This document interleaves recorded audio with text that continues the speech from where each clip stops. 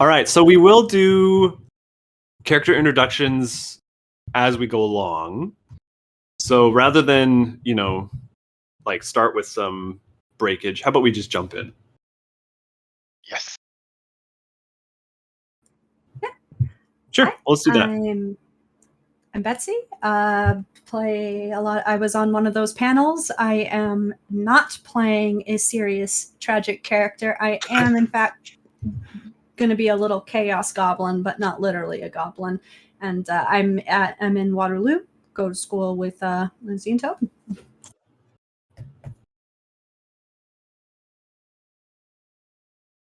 Yeah. I'm Boris. I'm physically mentally not, but physically I'm in Israel right now. I'm working as a narrative designer in a mobile game company, and I'm super excited to play. I'm Leonid. I'm physically in Moscow, Russia, and I don't know. I'm very excited to play. This is my first attempt in my life to play D&D in English. I'm a bit nervous. All right. Well, based on how much I know about Dennis's character, there might not be too much English involved here. All right. Let's jump in. So the four of you stand outside of the grand Cryptid Nature Conservatory on the island of Orono on the planet Aventus. So Dennis holds in his hand a fancily scrawled invitation to meet at this location on this exact day, but nothing else on the scroll is included. So the entrance to the conservatory is a grand metal gate with an elaborate design of loops, curls, and different kind of metal designs interwoven into all this thing. And focusing on it, you realize that each half of the door forms an image when they're close together. So let's start off with a nice perception check. So roll your d20 and add your perception skill to see if any of you can recognize what shape this makes. And for ease... 22. Oh my goodness. 20. Betsey? 23. It was a natural 17. Okay. All right. I'm glad we're not using like the digital dice rollers, because then it's like 27, 3. They're so polarizing. Yeah. All right. So I forgot something actually. What is the weather like? So the weather right now, it's early-ish, so there's a little bit of cloud cover, but it looks like it's going to be a pretty sunny day. Wait, so we're in sunlight. Okay, I have disadvantage. So I have disadvantage in sunlight. You are in sunlight 21. right now. So I rolled 16 and 17. Great disadvantage roll. So 21. Yeah. Nat 20, the 23. Yeah, you're wasting all the good rolls on something that literally is just supposed to like get you into warming up the dice. On the door. That was the last time we've rolled above 12. Anything bigger than 10. Yeah. So you notice that because the gates are still closed, that the image that they form together is that of a mind flayer. So it's kind of cut in half, and the tentacles like loop around and form something. So it's kind of an homage to like the ultimate cryptid in this universe. So you hear a large bell be rung somewhere in the distance, and then the gates slowly part, right? Picture like Willy Wonka's factory slowly opening, and the crowd that is around you begins to slowly shuffle forward, and they form lines and walk towards different ticket kiosks that are lined up to kind of disperse the crowd as it comes in. So Dennis, because you have the note, you walk up to one of them and you peer through the glass. And what you see is a figure almost twice your size, somehow shoved into this ticket kiosk. It's very hunched over. It looks very uncomfortable. And you notice as well that there are blue tattoos covering basically any part of the exposed skin. And so this person, as well as any of the other workers you'll see at this conservatory, wear light purple, basically scrubs that have a blue lightning bolt coming from the left shoulder down to the hip. And looking at this creature, you realize that you're talking to a Goliath. So a very massive humanoid. And squinting, you see that on the name tag is the name Carl Stankberry. So he leans down, to like the cut holes in the glass and says, Welcome to the CNC. How many in your party today? Hey, Carl. Sweet tats, first of all. I like them. They're great. Dennis has an eye for fashion. I don't see the need for us to queue right here. We have a special invitation from someone. So there's 4 of us, and we'll just be going on in without the rest of these. You know what's right? So he asks to see the paper that you have, because a special invitation seems to kind of jog his memory. So he asks for it, and you can slide it through. There's a little grate, and he picks it up and looks at it and says, yes, the VIPs are the first to arrive. How ironic. Let me ring for you a cart, and we'll get you where you need to go. So he slides the note back, and then very awkwardly kind of contorts to ring this little dainty string that's dangling within the middle of the kiosk. And he pulls down the string, and a loud ding rings out, different from the bell that you heard to kind of start the day of work. And then as you look around, you see a carriage that's large enough for all 4 of you being pulled by a single reindeer. And this reindeer doesn't touch the ground, but instead, as it walks, there's kind of like snowy magical patches that come up underneath each of its hoofs as it gets lowered. The carriage is steered by a female gnome with a chipmunk curled up on her shoulder. Aww. So she pulls up to your kiosk. She gives you a hearty little wave and says, "Welcome, travelers. We've been waiting for you. Please climb aboard. My name is Winky. I'll be your driver today." And so as she finishes greeting you, she suddenly looks to the side with horror on her face, and you turn to look in the same direction as her, and you see a great white-furred gorilla charging towards the lines of people who are scattering in horror. Oh no. Fuck. Right So you see the gorilla has 4 immensely muscular arms that it's using to run with. Only 2 hind legs, but 4 arms. What do you do? It's about 100 away, but moving very quickly towards you. I would like to hide behind Dennis. Okay. Fair enough. Sweetie I try hides. to hide behind character name that I've forgotten. Which I one? try to hide behind Yeah, Betsey. Sweetie? So you're both trying to hide I am behind 2 each other? feet tall. I'm still trying to hide behind you. I just Dennis. climb the thing with the gnome. And just, You're up in the carriage? yeah, I'm up in the carriage. Okay. And then, Dimitri, what are you up to? So if I understand correctly, the Sweetie and Dennis are trying to hide behind each other. So, Dennis, you're pretty accurate. tall. You're about, what, I'm 6 aware I'm feet? 6'2", yes. And yeah, and It then says it Sweetie's on his 2 dating feet. profile at 6'2". So. Oh, right. I forgot about that. The eHarmony of Aventus. Fantasy, yeah. Yeah. Well, basically, with something, and that's our cue. Dmitry is trying to push both of those friends inside the carriage. Okay. Oh, how thoughtful. All right. So, Till we do nothing. So, With an Ripplebum. ungainly squawk, I flop into the carriage. Okay. I'll So flop on Ripplebum top. climbs up, and then Dimitri's kind of herding you two into the carriage. So Winky, with complete disregard for anything else, just gives the reins a really quick crack, and the reindeer takes off into the park, getting ahead of all of the lines and people, making it as fast as she can, running away. And so looking back, you see that there are a bunch of workers who have like those. I guess they'd be like dog catching hoops, right? So the big poles, they have the big loops. And so they're trying to like fish for all the hands, and they're trying to get all the arms and stuff, but it's really not working too well. Some of them are getting completely thrown by the arms connecting with them.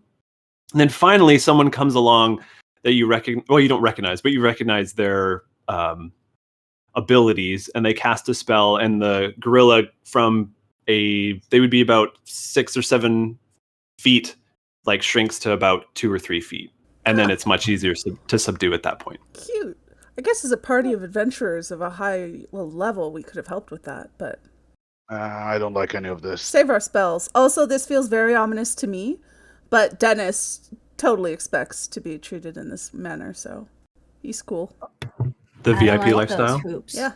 Dennis, walks on red carpet wherever he goes. He put it at the bottom of his shoes. Even uninvited. Yeah. Yeah.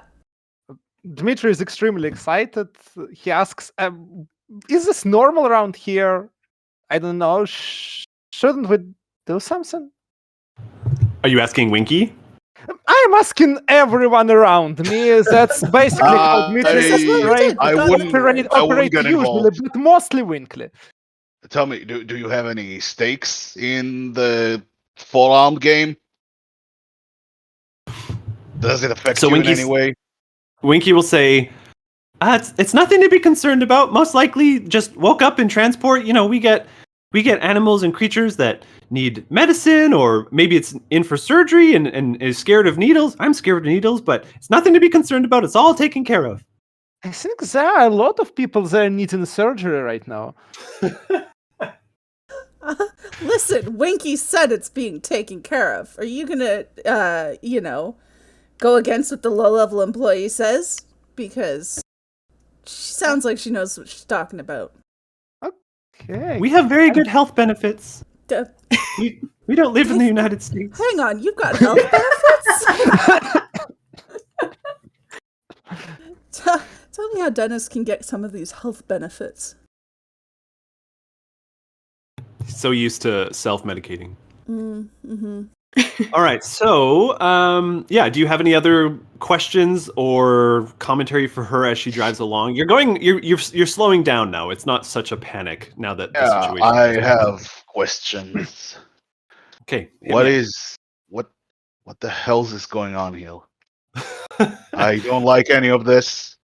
I don't understand why we're in a carriage. I just wanted to get away from the gorilla. Please, would someone right. explain where are we taken before I start stabbing? Please. I don't like stabbing with no reason, but I will.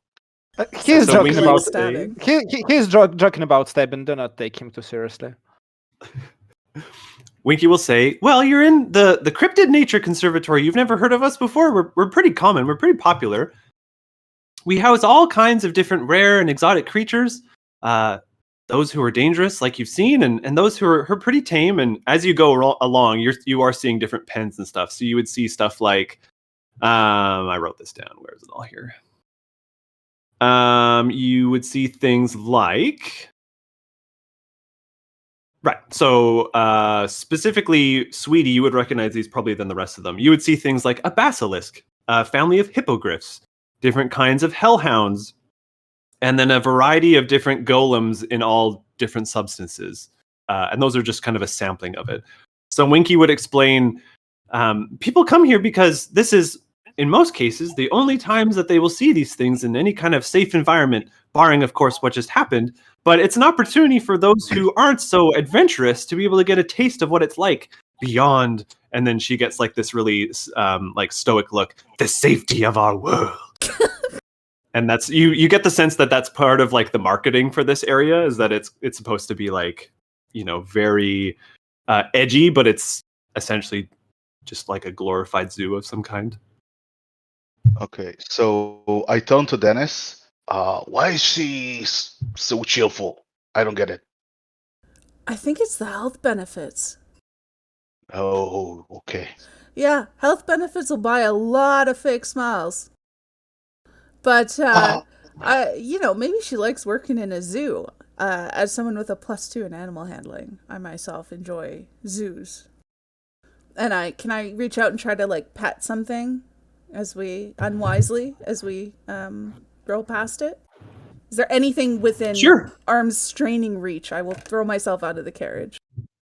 Sure. Let's say that you are going along and there's like a mammoth or something being walked along. It just got its morning bath and it's a little bit late to get back to the pen. So do you want to reach out and try to pet that? I want to pet it. Yeah. And not because of any past skin fur related adventures. This has nothing to do with that. What am I rolling? Acrobatics? No, animal handling. Okay. That's what you said, right? Yeah, I said animal handling. Yeah. I was just hoping to get my +6. A lot of history behind that last remark. Yeah, our old campaign started off a bit weird, and then it just got weirder.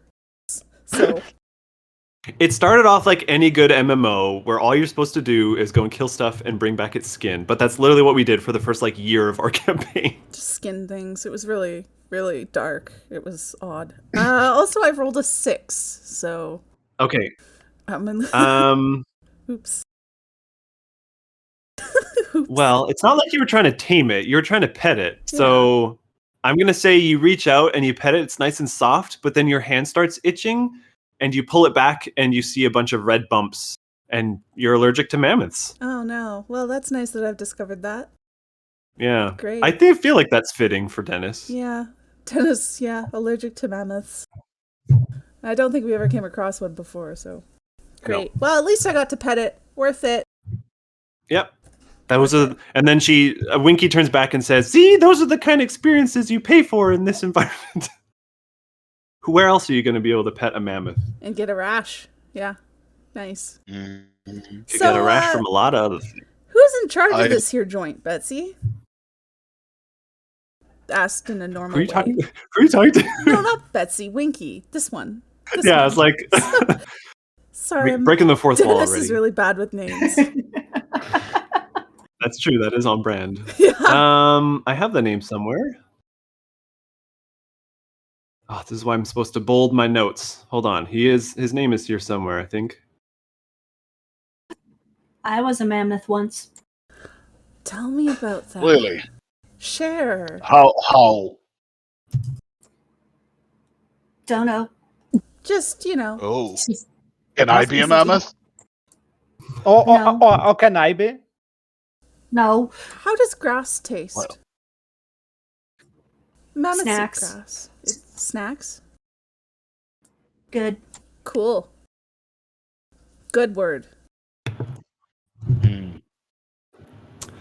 So Winky will say to your question, Dennis, that so the president of the CNC is Jonathan Longshanks. I haven't had the pleasure of interacting with him too much. No, I guess you wouldn't. So I guess you shouldn't be sure that it's a pleasure. That's fair. So. Makes sense. But I mean, every day is, what's the saying? If you love your job, you never work a day in your life. And most of us subscribe to that here. That's bullshit. How many of you don't work anyways? Yeah. What was the question or comment? I mean, Sorry. How many of you get eaten on the days that you're not working? Just out of curiosity. Just. We don't take our free days here. We go bowling. We go laser tagging, whatever the fantasy equivalent of laser tag is. It's on the blast job, tagging. you're not actually walking. Yeah. That's what you meant, right? Yes. Feels like an evasion. Are you being eaten on the job? Some of us do, but we know what we sign up for. That's why I drive a carriage and work with good old Duncan here and like pats the reindeer's butt. Oh, well, not that she could really reach it, but no kink shaming if you enjoy that kind of thing. But I would think that's not the best way to walk. Hi, Duncan. Does animals seem like happy and content? Dmitry is trying to assess. That you're seeing, like in the pens and stuff. Yep. Yeah, they look well taken care of. You would notice, so looking around, you would notice like one, for example, it would have been one of the earlier ones that you've seen, the basilisk.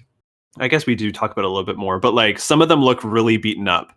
And so if you had talked to Carl a little bit more, you would have noticed that there was some brochures and stuff. And a lot of these are rescues. It's not like they're going out and like poaching the stuff and bringing it back. Part of the whole mission for this environment is that like if adventurers go out and like beat up this stuff but don't fully kill it, they get brought here to get some healing and not get sent back out. But it's a place for them to kind of rejuvenate after foolish adventurers aren't up to finishing the task that some of these quests call for. So that's a little bit of metagaming that you wouldn't have noticed. Well, I feel elsewhere. like Dennis might have snagged a brochure and passed it over. One of us, surely. read the brochure. I don't know. That gorilla seemed to scare you into that carriage pretty fast. Yeah, okay, fair enough. Any other questions? Okay, so anything else? Going once, going twice? I'm just along for this ride. No? All right. So as you come to the end of your carriage ride, you arrive at a large grassy area with a nice gazebo set up in the center. So this is like where, well, whatever. So there are things like balloons and streamers and a large banner with some painted words on it that hang between two trees near the gazebo. And under the banner is a large picnic table, and a few people are sitting there at the table sipping on glasses of colorful liquids that you can see. As you arrive, Winky will stop, and she'll hit a little button, and a little stair step thing will fall down from the carriage, allowing you to walk down. And she'll say, well, I apologize for the rocky start, but I think you're in for a real treat today. And so then she bids you to disembark. What does the banner say? From the carriage. Let's So Dennis, you peer and notice that the banner reads, Happy Birthday, Luluth. It's Luluth's birthday? Good thing I kept his tie. So as you walk, like the drow goddess Luluth? No. What? No. I'm just making sure. Okay, This is so something different. I'm sure we'll That be would be introduced to unbelievably Luluth. awkward. Yeah. Okay, Dennis is obviously, you know how Dennis is. Like, let's go. The minute I see this sign, I'm like, Dennis says, he turns to Ripplebomb and he says, how does my hair look? How does his hair look? I mean, it's up to you to answer. tell me how his hair looks. Actually, have no idea Did how just How run does away it look? from a gorilla. He has long brown hair. So Ripplebomb does like this and this. It's good now. Thank you. Thank you. But can we maybe stop and describe ourselves? Because I have no idea how anybody looks. Yeah, are we... Yeah, we're just about there. Oh, okay. Sorry. Yeah. We're like 2 paragraphs away from that. Great. Dennis looks great. Let's So go. Dennis starts doing all the stuff and bids you quickly to hurry up. And so you walk towards this table, and standing up from the table is this beautiful male elf with long silvery hair holding a glass of some kind of pinkish liquid. And he holds up the glass and says, Dennis, you made it! I'm so happy to see you again. Come get some food. We're just about to begin the tour. So you all walk over to the table and you see a variety of fruits, nuts, breads, cheeses, that kind of stuff spread out on fancy platters. Sweetie, this is exactly your type of environment. You can just start shoveling it into your bag of holding or something like that, if whatever you have available. I'm into my mouth. Same. Yeah, and you have That's a the nice frog word. gullet start expanding. I'm The following seed, like a Sweetie. little claw across the top of the table, knocking food onto the floor. So Ripplebomb Like the sees lizard the claw, from... and he believes that they know what's good. So anything Sweetie picks up, Ripplebomb comes and picks up after them as well. Same. Okay, perfect. Dmitry is trying to try as many different foods as possible, mixing it up and experimenting. Skittle sandwiches. Perfect. Skittle 2 Starbursts. Yeah, Sandwich. the Scooby-Doo sandwiches. Yeah. Right. All right, so Luluth turns to Dennis and says, I see you're traveling with new companions. And he turns to the rest of you and he says, I'm Luluth. This is my special day. Welcome. It's nice to have each of you here. And then he turns to you, Sweetie, and says, you are... Hello, I'm Sweetie. You are. All right, thank you. Great. It's Sweetie is- good to have you. Sweetie is a We rather can metagame small it a bit, yeah. Sweetie is a rather small kobold, about 2 feet tall. Just kind of your average brownish reddish scales. Doesn't really appear to be wearing any, is wearing chunks of leather, but isn't really particularly well dressed or anything like that. And is constantly sniffing around, looking for things that are shiny or tasty or twirly or bitey or okay. They are not the brightest bulb, but they do pay attention to what's going on. All right, so Leloup will say, well, you seem like a very special creature. I'm sure there's some wonderful capabilities that you have that allow you to travel with Dennis, and then turns to Ripplebomb, since you two are kind of like almost working in tandem to optimize your traversal of this buffet. And he says, and you, who do I have the pleasure of feeding today? So Ripplebomb is an average-sized dwarf, which is, I don't know, 1.5 meters. I don't understand your weird measuring system. Sorry. Yeah, no, it's okay. Fair. He has gray skin, orange eyes, and navy blue beard and hair with a lot of gray in it as well, and a receding hairline. The rest all like in dark green clothes with a hood. The hood is off right now. He looks at Leloup and says, "Ripplebomb, I solve problems," and he does not offer his hand for a shake. He stands like that with his hands crossed when he introduces himself. Okay, so Leloup will like pat your forearm and just say like, "Good, eat up. There's lots to go around." And then he'll turn to Dimitri and say, "And you?" Dmitry is stuffing himself, so at first he says something. I'm Dmitry.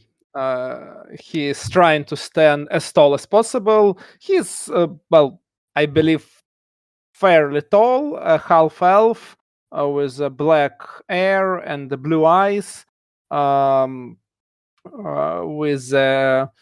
I don't know, not very muscular and pretty dexterous and dressed, if you know what it looks like, in a blue style kaftan. It's, if anyone watched, I don't know, Shadow and the Bone on Netflix, you may get the general idea.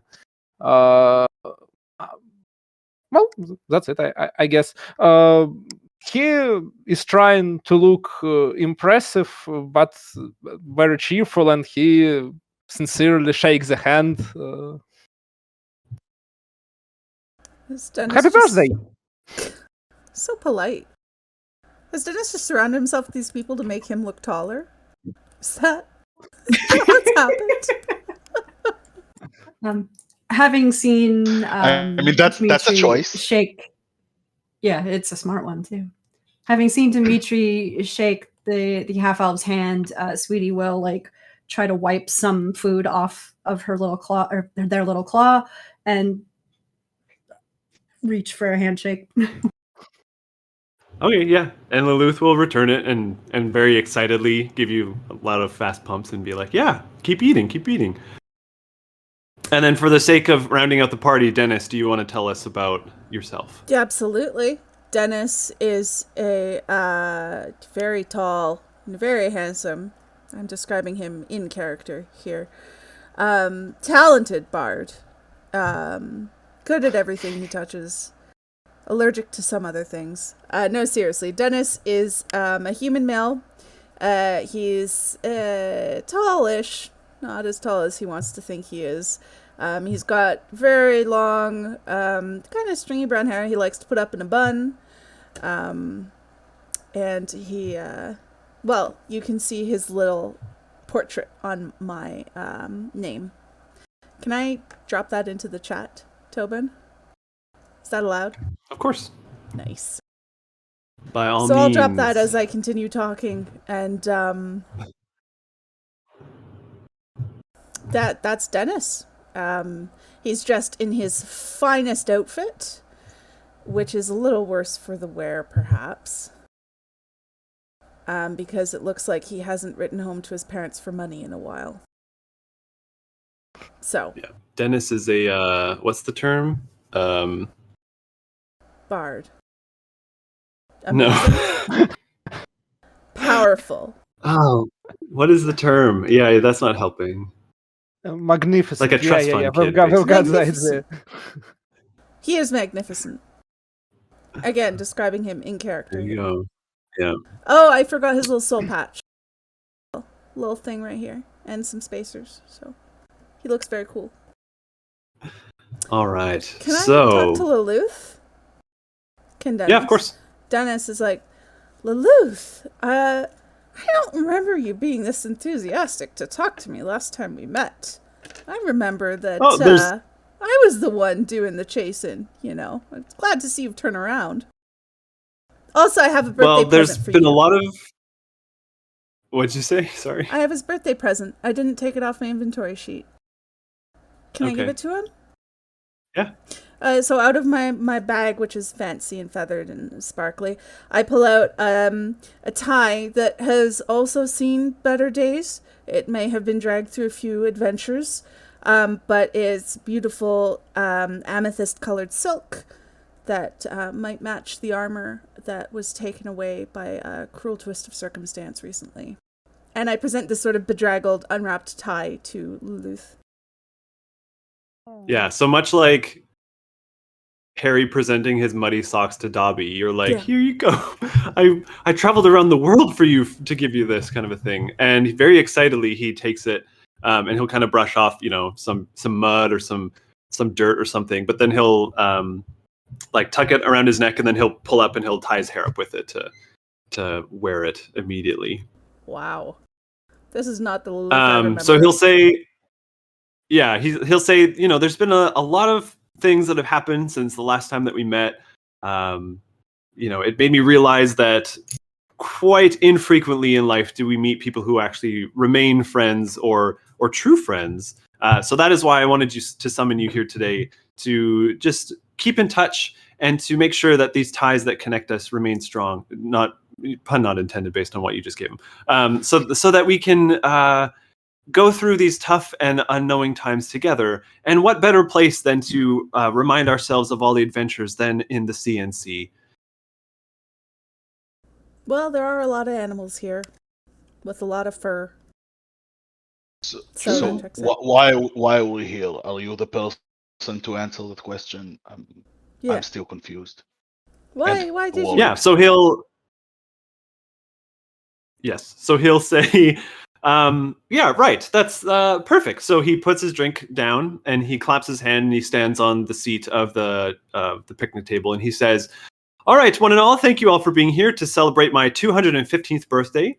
I decided to spend the day here at the CNC, the place that started my love of the natural and the monstrous, because it is a chance to look back on all of my wonderful achievements as the newly throned archdruid of Aventus.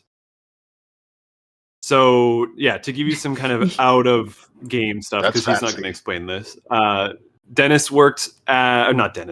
Lelouth worked as basically like a secretary kind of to this like underground nature preservation, basically like a druid circle, that was very concerned with the destruction of a lot of the animals that were taking place basically by Dennis and their party in the first chunk. And so through all the time that's passed, he's been promoted, and he's coming here because this is a place that they basically set up to rescue these type of creatures. Whoa. So he says, we'll be guided through the full tour of every exhibit, and then we'll have cake and go bowling. And he's like really excited when he says that. Cake. Nice. I like bowling. He says, I'm like, sweetie, did you hear that? There's cake. Rip a bomb. Cake. Yeah, I can walk with cake. Says Archdruid, Sweetie like immediately like ducks down onto the floor.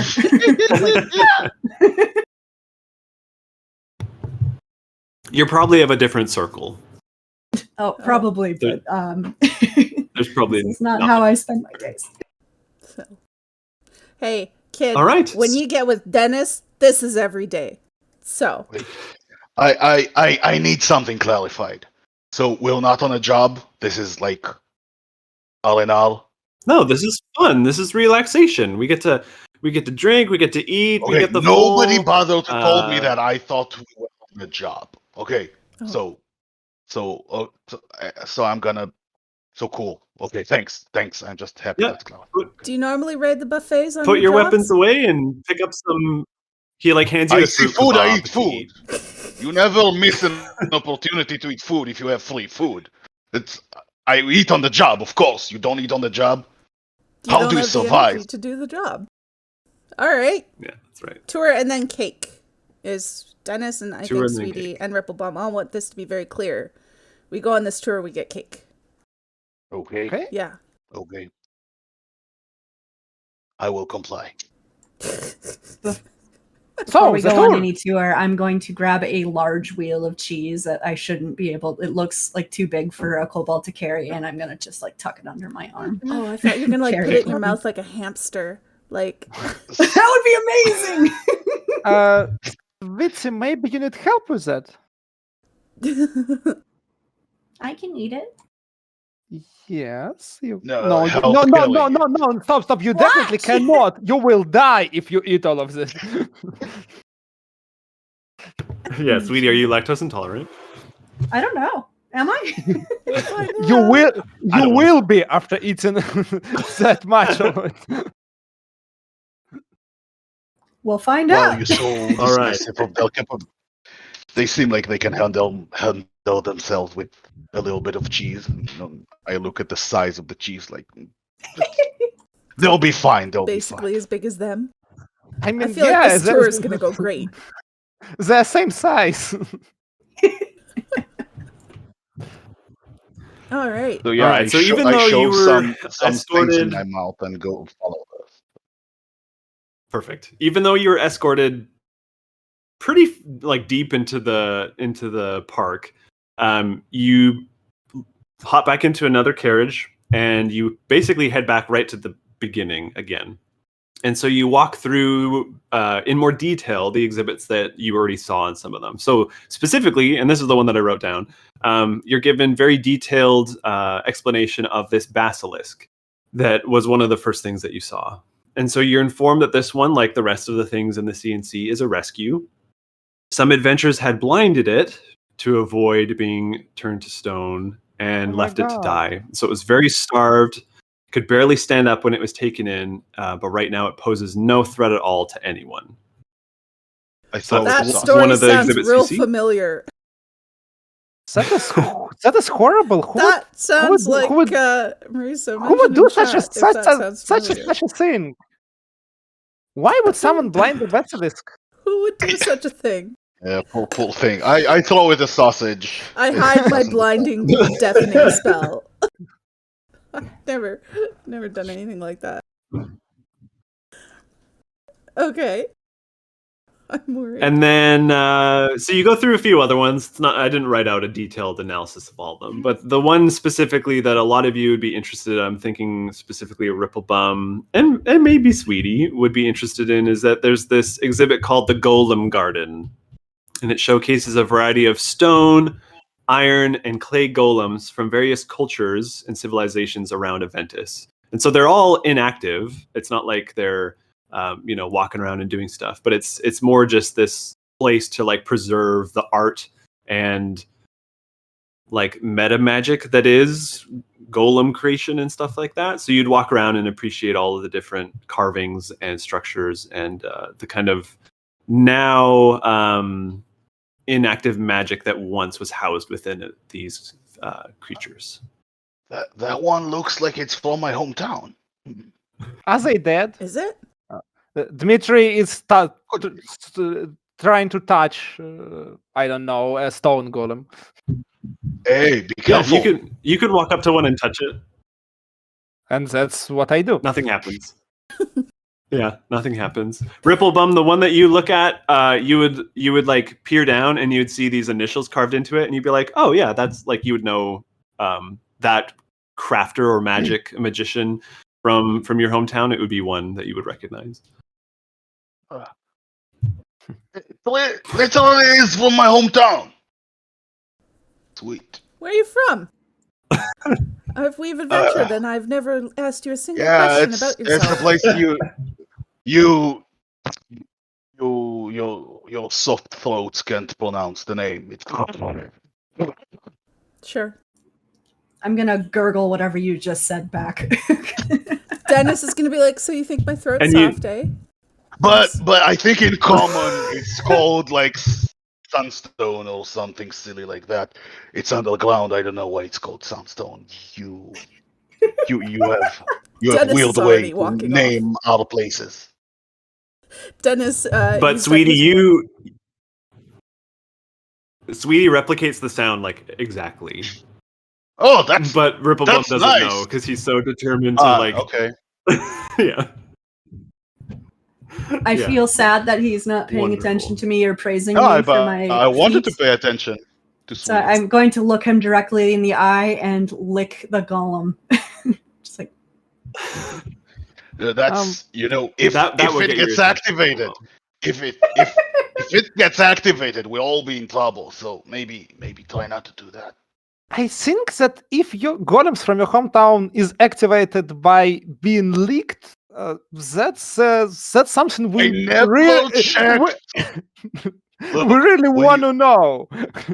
Look, when you grow on the wrong side of the law, you know not to do anything with the golems, okay? You don't know what activates them. You don't want to find out. You just smile and wave. Come on, Tobin, what what could does possibly the go golem wrong? taste like? Let's see. So this one, it was a stone one. Is that what we said, or that was the one that Dimitri knocked on? Well, I guess Volk's kind of. It tastes like.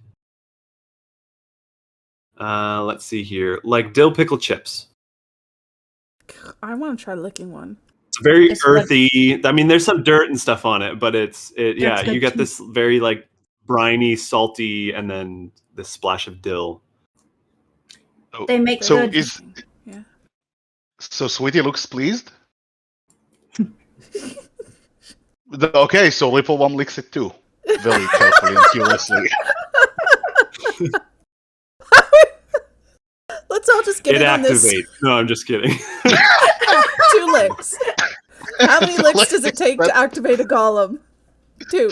I mean, there's wizards you don't know. They just make up stuff as they go. Yeah, to them it all makes sense. To those not in their, yeah, it's all confusion. Bonus All action right, snack. so you can carry on from the Golem Garden, and you're just about to enter the fungal preserve.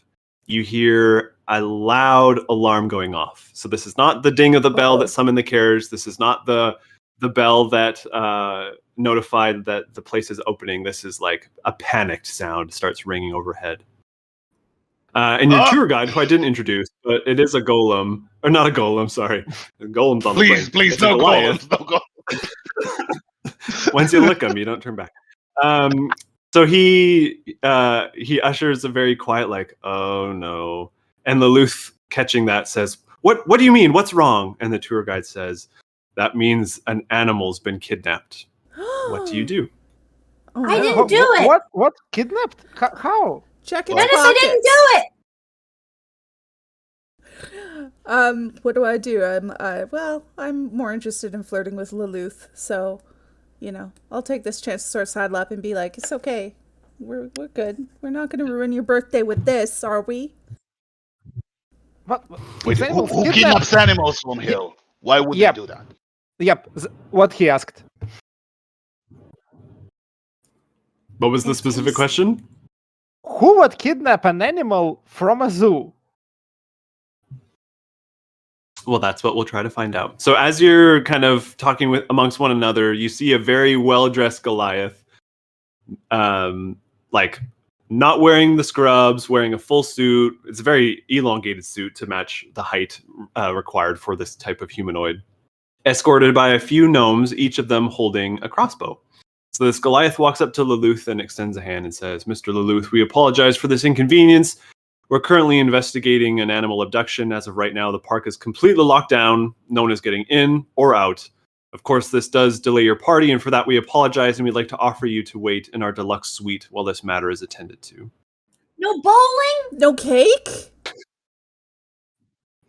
But So Lelouth says, Well, that's very generous of you, Mr. Longstocks, but I'm more interested in catching this criminal. What was taken? And the Goliath looks very uneasy, but finally says, the twin owlbears. And Lelouth says, no, I used to visit those when I first opened this place. They were some of my first creatures that I rescued. So hearing that, party, what do you want to do? Owlbear as those like forest apex predator bear, all that kind of stuff, yeah? Asking Dmitry. Okay. Yeah, So- Lelouth would explain, like, yeah, it's exactly how it sounds. So how much would Which it you is pay for getting them back? Who in their right mind would kidnap an owlbear? Not just one, remember, there's Two twin owlbears. Yeah. Do they Yeah, do so- tricks? It's like, Do they do tricks? That's the Yeah. important question. okay, Nicholas in the chat put 2 owlbears is like 4 animals, making this a double crime.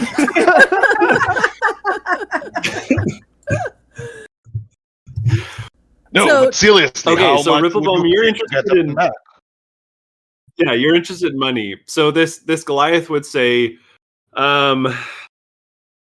we're prepared to offer, and he stalls, and one of the gnomes would like pull out an abacus and quickly start doing calculations.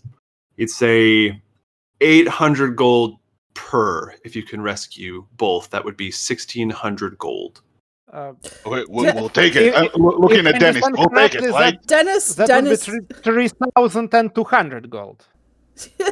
because Don't No, also six- think it. He's 1,600. offering 1,600 gold. 1,600 gold. It's good. It's good. Dennis was like, It divides quite well. Dennis between was the kind of four. like, oh yeah, I guess I can make Lelouth happy. But at the 1,600 gold, he was like, I have to do this for you, Lelouth. Yeah. Yeah. Mm-hmm. Somebody rang the dog whistle, and Dennis was like, Yeah. gold? Gold. Mummy cut off my allowance, a couple months ago. So, yeah, I'm with Ripplebaum, and I kind of reached up to high five, but I don't know if you can. So I'm like, But you need, and I'm like, I'm downhill. Downhill. Kind it's very awkward. A middle five. Right, very And awkward. We're still working out the kinks as a team. Yeah. But I'm yeah, going to Ripplebaum place and my little Dennis. claw on top of where they're shaking hands and just like leave it on top. Oh, just very awkward. I like Join that. this, Dmitri! Dimitri, Join! are you in to find out what kind of person would take these owlbears? There are extra right. treats along the I way. assume And Dimitri is then- in. And then Ripplebaum pulls out a knife. Do you want to do a blood pact? Dennis is a no on the blood pact because he just got a manicure. So, What's up with you and knives? They make me feel safe around very tall people. And all these Goliaths Yeah. don't help. I met an owlbear once. And that's a They're loaded very question tall. coming from Dimitri. are they? Well, but how tall is tall? You're I don't tall. think they're taller than me. For example, say they're not taller than me. Sweetie. What are we inquiring about the height? The height They're of- not taller than you. Thanks. I like Sweetie. Dennis loves Sweetie. Very much. All right. We're on the case of the owlbear Right. theft. Where do you Never want to said start? it had to be true. You just said say it. Ripplebaum, you're the professional. Where are we what now? starting? Because Tennis is not a professional. So yeah, this Goliath guy who told us, I need to ask him some questions. Jonathan Longshanks, the president. Oh, he's the guy. All right, what questions? Okay. Yeah, you piece that together. So, Sweetie's very yeah, observant. So I will repeat my very first question: who would, in the right mind, kill these? What are they good for? Did anyone show interest in them previously? Should I roll investigation on that? All right, so Jonathan would consider all your questions, He'd say, well, there's any number of people who would be interested in abducting the creatures that we have here, specifically the twin owlbears, as they are basically unseen in nature. One of them is completely black and one of them is completely white, but we know that they come from the same mother, never before seen. So they make it's very rare. That being said, there are of course a lot of factions and people who would use such creatures for powerful spells, to create powerful weapons. There's all kinds of resources that these creatures that we hold can interest parties in for their magical properties. You would have seen the basilisk. That's one case where its powers and its what is that, like saliva is used for in a lot of potions. So it could be any kind of organization or faction that's interested in these things. We don't really know what we're dealing with at this point. I have a very important question. I would like to see the crime scene. Before the crime scene, this is much more important, Ripplebaum. What are their names? It is all right. I agree. I think owlbears. This is one that I'm going to crowdsource. Salt and pepper. So owlbears are kind of like cats. I'm not sure they respond to their names. Are owlbears like cats? Dennis, Owlbears are not a they bit. can be. I don't know if you can. Owls are the cats of the sky. Already partially cats. Yeah. And bears are also partially cats. So they're like at least 3/8 a cat. Dimitri has a point, but I still think they should be named Salt and Pepper or Coffee and Cream. Salt and pepper, salt and pepper. What about salt and pepper? What about salt and coffee? Or pepper and cream? I like salt and coffee. I was not expecting that. Marisa said grenadine and Sprite. It's like switched at birth. There's another set of twins of owlbears somewhere in the world, and Pepper and Cream are their names. And they're just, oh gosh. That's better headcanon than anything I could have came up with. Nicholas suggested Ultra the Wise and Teddy, but I like Salt and Coffee. I like Salt and Coffee. All right. But the one who's black is named Salt, and the one who's coffee is Of course. I don't know. Maybe that's pushing it too much. No, I love it. How much can you subvert one thing? All right. Well, now that we have that vital information that will be of no use whatsoever because owlbears are cats. What did you say about the crime scene, Ripplebaum? So, I would like to observe it. Makes sense. Because the questioning was useless. It wasn't useless. Yeah, he got a lot of use out of that. The president doesn't... He's not really, like hands-on with what goes on. He handles the money and the paperwork and stuff. All right, so let's go to the crime scene. And the question was precisely about the money. Did anyone seem interested in buying those owlbears in recent days or weeks? Oh, I didn't hear that one. He would say no. They haven't heard any chatter or any offers or anything like that. Okay. So you will be directed to the owlbear pen. And so much like all the rest of them, it's like an outdoor one, right, where it has like the viewing space, and then it would have a place where they go in to eat or sleep or whatever if they don't want to have exposure to nature. So you get there, and of course there's a crowd mulling around because they want to see what's going on. But they're very the Goliath staff are working really hard to like push them back into carry them on with the tours and all the things that a normal park day entails. So when you walk up to this pen, you would see that so there'd be like the three sides of bars. One of them is just completely gone. And instead of, there are metal bars, but instead of metal bars being just like pulled down, you see little chunks of bar, but they've been turned to stone and therefore like pulled off. So they're what is once metal is now stone, but the shapes are all the same. You likewise see large claw marks that you assume would be from the owlbears as they were dragged away. But anything further than that will require an investigation roll. So let's have everybody do that. Yeah. Wait, are we outside? Yeah, you're still outside. Can I also roll a knowledge arcane? About what can turn metal into stones.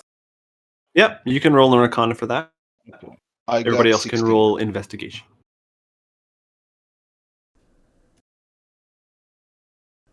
Are you kidding? Another natty 20. Natural 20. Amazing. I don't even have to roll, which is good because I rolled a 9. Okay, was that Betsey, you're not voice to talking or something, or push to Oh, I'm talking. sorry. Hang on. I'm not very smart. You missed all that. It's a 19 because I It's have all a the negative cheese. 1 in intelligence. It is. Yeah, but a nat 20 is still a nat 20, right? The curds are getting to the brain. It's And what was your arcana, Dimitri? 18 and 18. 3 on investigation. Yeah, you're preoccupied with the magic. Yeah, I was gonna say I don't think you do negative a natural 20. No. Okay, so let's start with Dimitri. So you would immediately be interested in these bars that were broken, probably because if you could figure out how to do that, you'd be able to get into a lot of places and kill people a lot easier. So there's any number of things that you would be able to recall. So you could use potions. You could like dump. You could dump potions on the iron, which would change its state of matter. You'd be able to cast a number of spells, and I don't remember what they are, but it's something to do with like flesh to stone, stone to flesh, something like that. I don't remember exactly what it is. And then you would know that there are likewise a number of creatures that would have this kind of capability, who'd be able to like either use different breath attacks or acids, that kind of stuff that would be able to turn metal to stone and alter the state of it as well. So that's what you ascertain from your roll. Ripplebum and obviously Sweetie, you are very focused, laser focused on looking for all these details. So so Ripplebum, you're investigating the claw marks. And you notice that around these claw marks, like obviously there's the huge imprints and footprints of the owlbears, but you notice that there are very light footprints of something else kind of interwoven with them as they were dragging them away. So some of them obviously would be kind of overridden by the owlbear. Some of them would be somewhat noticeable. You don't get like an exactly perfect footprint, but they look humanoid, I'll say. It's not like there's like a Can I say how many sets of a horse hoof that's approximately? With the 16 you would notice that there are 2, and typically it would be like 2 sets of claw marks as the 2 are dragged away, and then each one you assume that there's 1 set of footprints attributed to each set of claw marks. Okay, so 2 people, and then Sweetie with that's what you get the gist of. Yeah. And then Sweetie's wonderful roll, and then also because you are so small, I love when storytelling happens this way. You notice that as you are kind of sniffing around, you catch the scent of this little plastic like package that you notice the corner of sticking out from under a bush. And you catch the scent of it because it's very foul. And you pick it up and you hold it out. Do you read Common? I can. Okay. So you would see the words Ricker's Snake Medicine and like old school, like whiskey font, right? Scrawled on this package. And it's only about the size of like a Cliff Bar wrapper. So it's not very big. But you pull that out from under a bush inside of the owlbear pen. Okay. And so you can all report your findings to the party. Okay. Is this part of the pit like open to like, is this something people could drop trash down into? Oh, that's a great question. So there would be signs discouraging, food. And then you would also get the sense that because it's so early in the day, there probably wouldn't have been that many people around yet to do that, right? Like you haven't really been in the park that long. And then you also think that it's probably unlikely that just some like random park attendee is carrying such a specific package. Okay. I'm going to then pick up the wrapper, and I'm gonna sniff it again as I'm walking back over to the group. Okay. If It Dmitry smells like stale milk. If Dmitry notices that Sweetsy took this thing, Dmitry will immediately rush there and try to take it from Sweetsy, being afraid that Sweetsy would eat it or something. That's fair, and I will let you have it. Give it here! Give it here! Give it here! Yeah. So Dennis, who has been sort of apparently staring off into the clouds this whole time, actually notices this and wanders over to be like, "Oh, snakes, eh? Yeah." I was about 1 minute from trying to eat it. So. Good, Sweetsy. Question: do basilisks turn things to stone with their eyes? Does that work on metal? Do you want to roll a history check? No. For that one? We got to gamify it somehow. Yeah. 10. That's enough. You would remember that they turn things to stone. And our snakes. I think Dennis is hot on the trail of a clue. So no. D&D basilisks are more like The lizards. alligators, basically. They're like Oh. big things. Okay, Yeah, they're never mind. not like Chamber of Secrets snakes. Okay, so someone with basic knowledge of animals that we just saw is like, nah, Dennis. Yeah. No. Yeah, so Dennis would be like spewing all this, thinking that you're right on the money. Yeah. And then one of the Goliaths would be like, because you you literally they're saw not it maybe a snakes. half hour before. It's on brand for Dennis. Yeah. Okay. I mean, you might be so high that what you saw was a snake, but you're just tripping that hard. I'm not sure. I don't remember what your daily routine is from my for that halfling friends on the way here. Anyways, the Altlex Yeah, wheel, we can follow anything interesting with that bottle. good point. Tracks? Sorry, what was Yeah, the question from? I'm saying I'm saying to the others, the Altlex hill we can follow. Oh, Anything interesting with that bottle, though? I missed that last bit. yeah, it's I the asked last if part there's that I missed. I asked if there's anything interesting with that bottle you found. Oh, I saw you. smells pretty gross. Says about snakes. Yeah, it smells gross. As I'm eating a chunk of cheese that probably doesn't smell much different because I've been dragging it around. Hey, the stinkier the cheese, the better, right? Agreed. You really should go easy on this. I look directly in the eyes and lick the cheese. Dimitri is just trying to watch out for your cholesterol. Can we follow the tracks? If you want to roll nature I don't know. or survival, it is. But what were you going to say, Dimitri?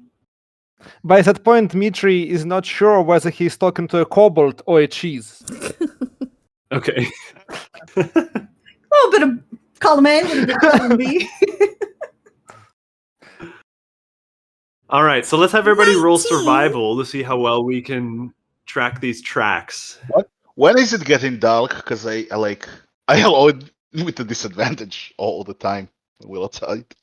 You would be you're still in the pen, so you're not in direct sunlight. Okay. I rolled a Bam. 19. 10. 14. Oh, Dennis taking charge. Getting stuff done. All right.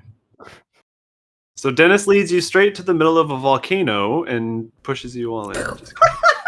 Wow. All right. I knew I should have come. Slander on Dennis here.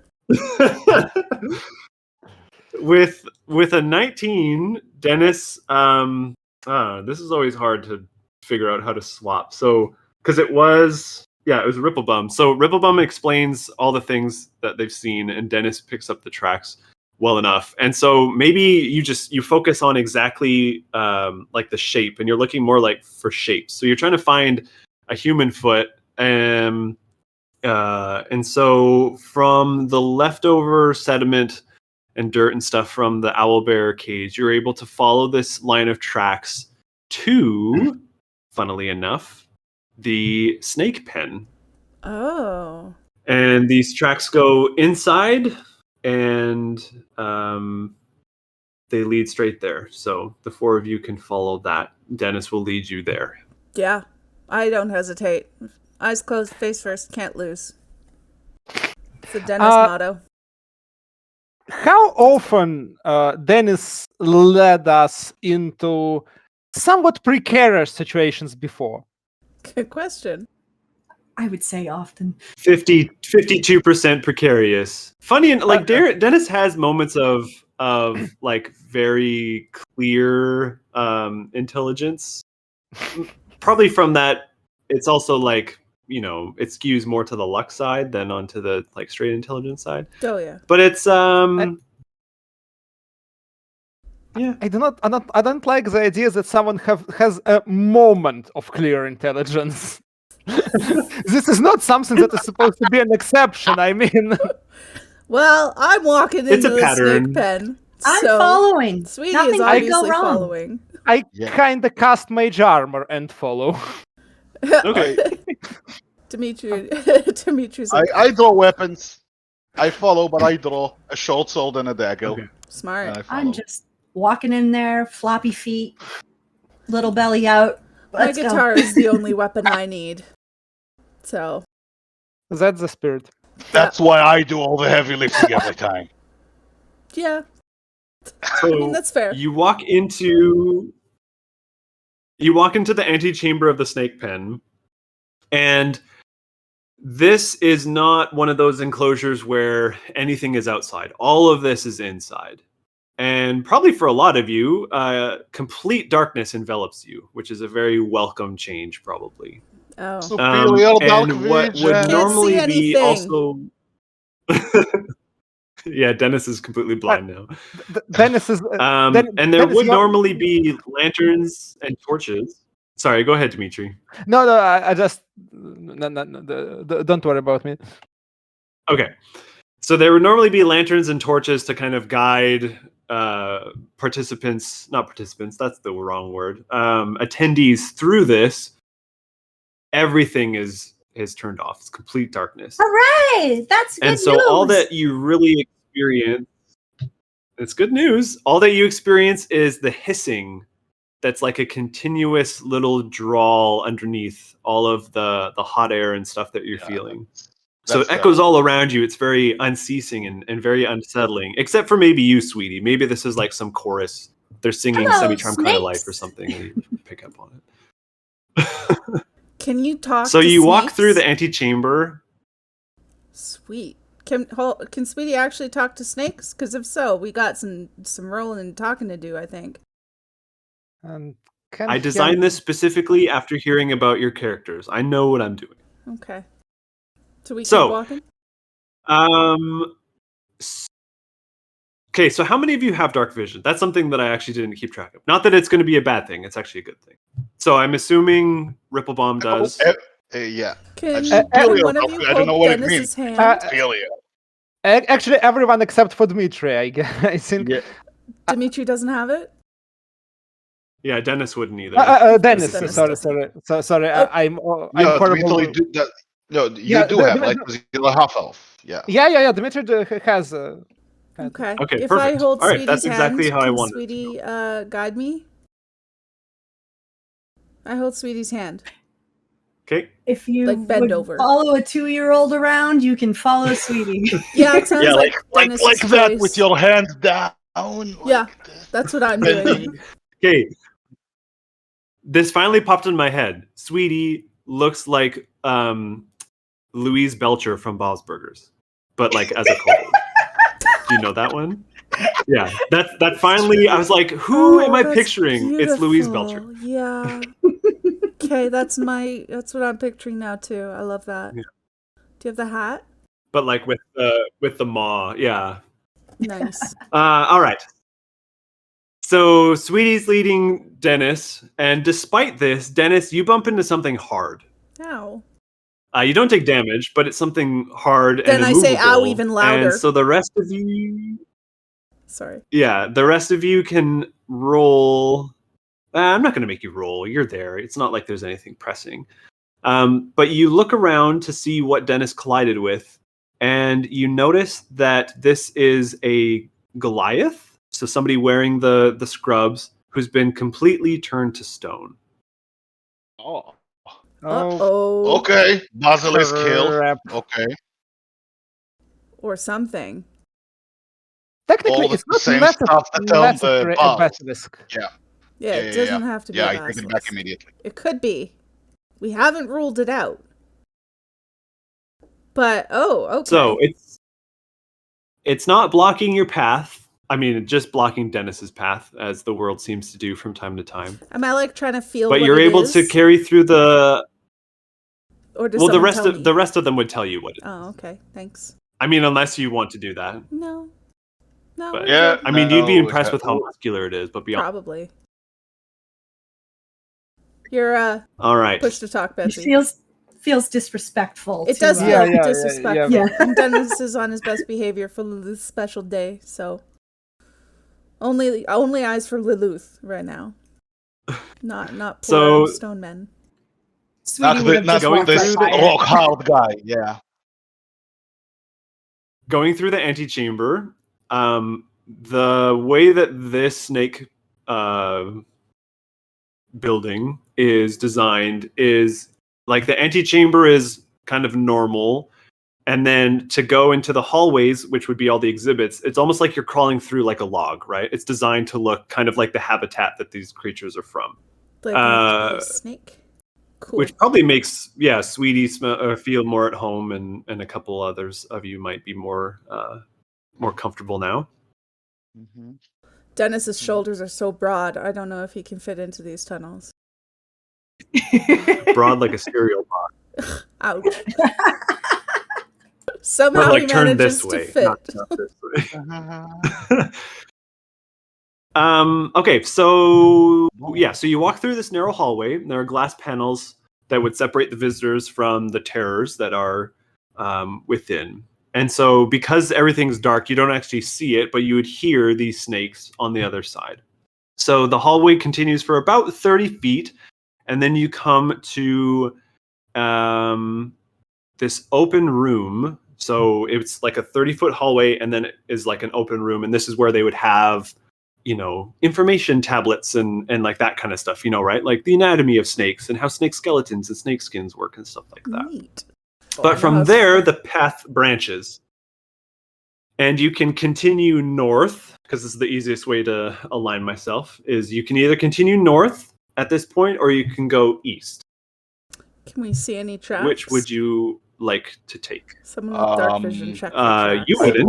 like to check the tracks, like to see which way makes more sense.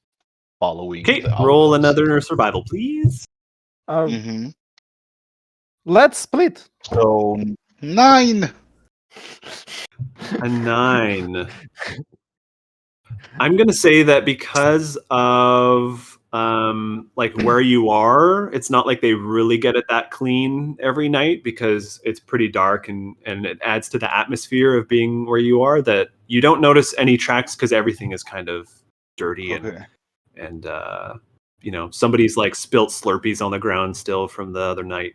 Slurpees. Clap. So these good guys are gonna have sticky feet. Okay. Yeah, don't leak that. Is Sweetie licking it? I assume Dimitri is picking Sweetie up by like the neck. Don't lick the floor. Dimitri's just trying to care for this poor strange child. So let's split up. Me and Sweetie will go to the east, and you can go to the north. I like. Am I taking the blind bard? No. You can go fully. I'll split alone. No, thank you. Did Dennis just get chosen last for this? Wow. Ouch. Triple bomb. Ouch. I can go alone. Really, It will be Well- best for all of us. Well, I have been we'll meet up. Scruffed. for Slurpee. No. licking. I read enough horror stories to know that you shouldn't go alone. Yeah, I would like I'm to the sniff. monster in those stories. I'll be fine. What is Sweetie doing? I would like to sniff around the air while I'm being held scruffed in the air to kind of try to see, like, does it smell like either, like, is this milky smell someplace, like, is that smell continuing? Oh, you're trying to follow the medicine smell? Wow. Yeah. Good. Okay, roll a perception. And while you're doing that, I was going to say, going with Dennis in this situation is basically equivalent to going alone. Yeah. Just to rag on Dennis a little bit more. Well, okay. 10. All right. So no, I don't think I smell it. Yeah, I'm gonna say, like, between all the cheese that you've ingested, you probably are just smelling your own breath, which smells like the medicine, right? Because it's just like hot dairy cheese smell coming out of your. Yeah, you got cheese breath. Well, since no one wants to take Dennis or go alone, let's We just all go choose one at together. random. Wait. We Dennis, all go wait, Dennis. together. Okay, me and Ripplebum can go that way, and you go this way. This We seems all like go a poor together. choice. Again, I really can go alone. I think it will be best. I don't think that sending Sweetie with Dennis alone will be a good idea. I don't think honestly there's don't. any way of Yelling, we all splitting go up this together. party that doesn't I get am Sweetie and Dennis Very killed. comfortable here. I can sneak. I can get back to you if there's I trouble. can sneak okay? too. I I can go scout ahead. Oh, here's an idea. Maybe Sweetie and I will scout ahead, come back, and tell you where to go. Oh, Instead okay. of us like splitting up and dying. Okay. Ripplebum, I didn't want to bring this up, but I honestly do not believe that if you were encounter those old bear, you would do anything but, lead them back to retreat and grab all your money for yourself. So not to be a party Why? here. We all go together. That is extremely offensive. Why would you think such a thing? You spent last kind of a lot of time cultivating precisely the reputation I build my analysis on.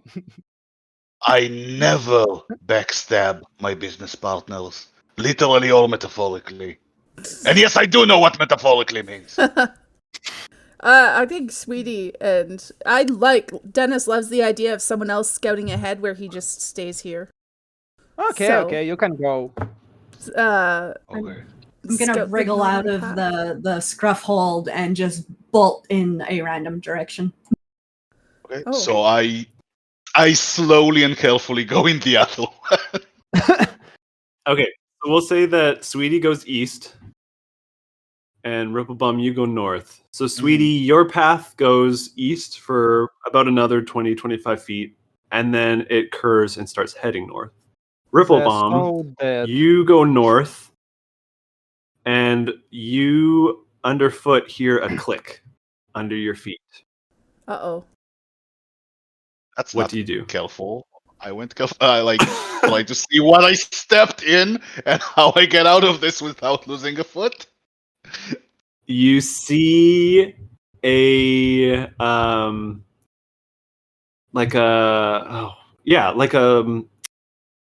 so right, you're in these like fake logs, and so you see just like a chunk of it slide down under your foot. Uh-oh. Okay. So So- can I like disable it somehow without again losing a foot? Yeah, you can try that. Okay. I'm game for Well, what any do I- option that you want to Try. attempt. I have my thieves tools. I can You could roll. You said you do have thieves tools? Yeah. You don't. I do. Yeah. I do. So yeah, you could roll with them. Okay. Okay. Is it like plus dex and proficiency and stuff? It's its own skill, Okay.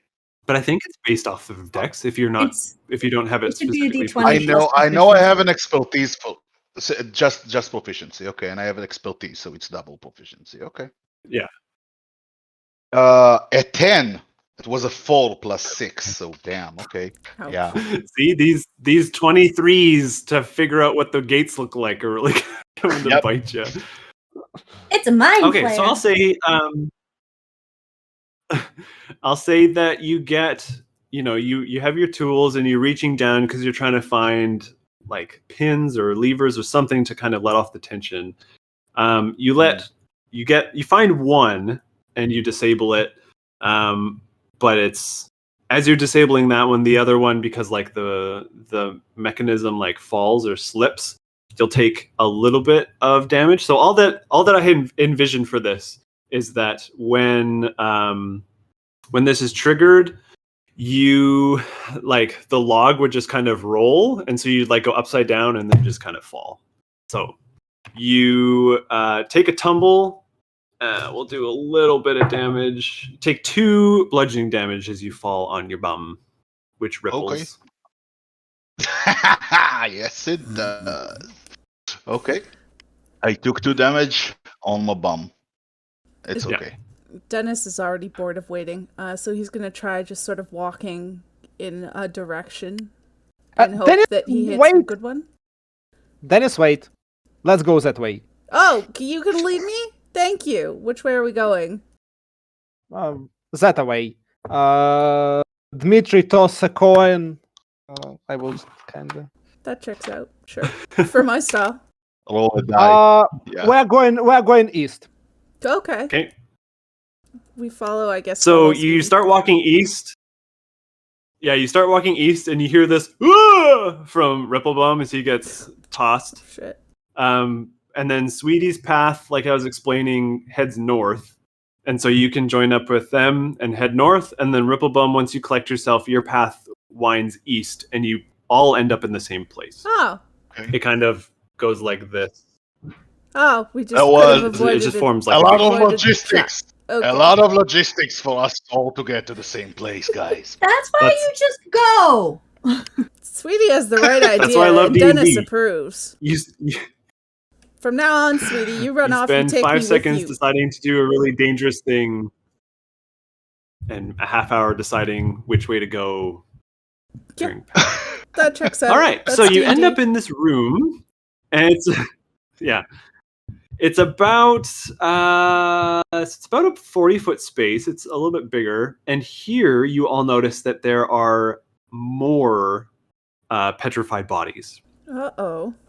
You would see 3, and some of them are Goliaths, and some of them are smaller. So you get the sense that some of these are workers, and then a few of them might have been patrons of the park as they were going through this exhibit. So one of the things that is very unsettling here is that not only now is there loud hissing, but you start to hear rattling of snake rattles.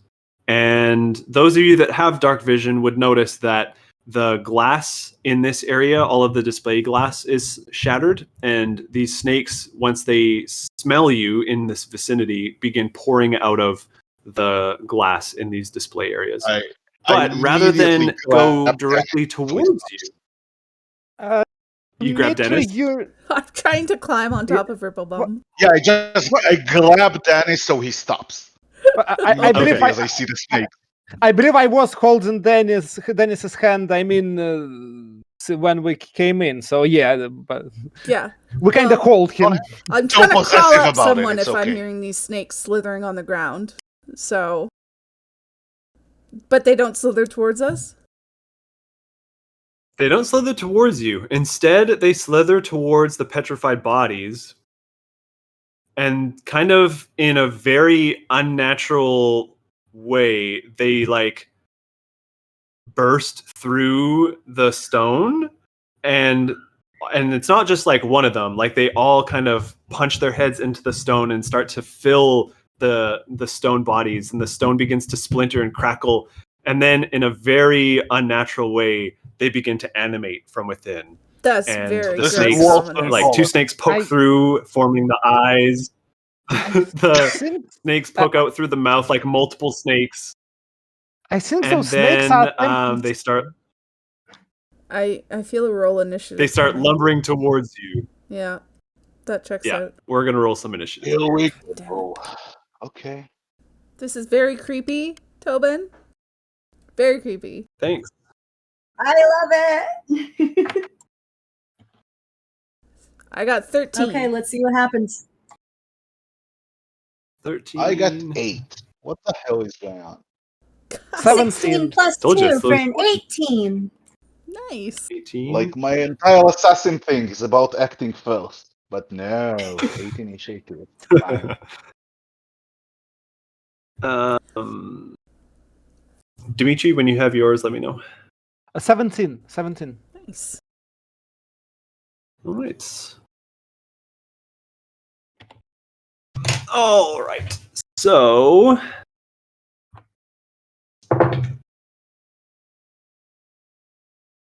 Okay, so let's see here.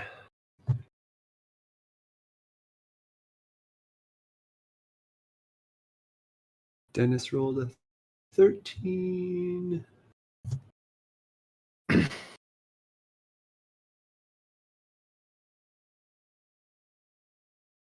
All right, sweetie, you see all of this happening, and you ready yourself first, and you are first to act. So there, from where you are, because you all kind of met up in like the bottom, what would that be, southwest corner.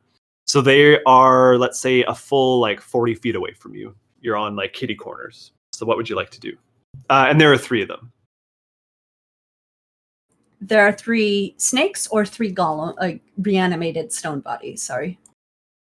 Right. Yep. No, which one? Sorry.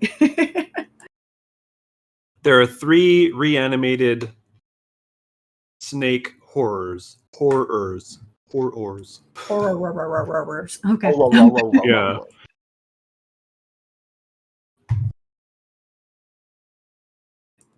There's lots of options. It's very exciting. Sorry.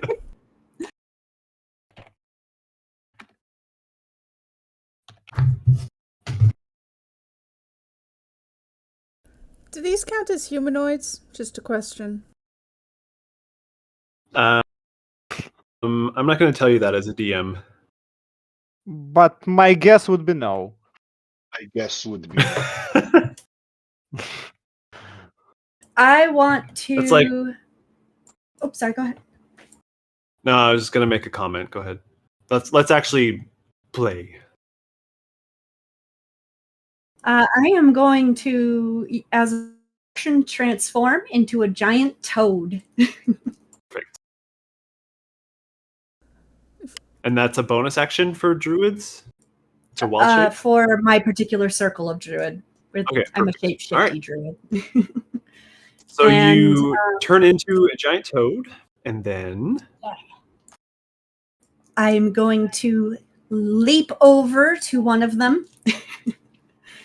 And I'm going to try to swallow it.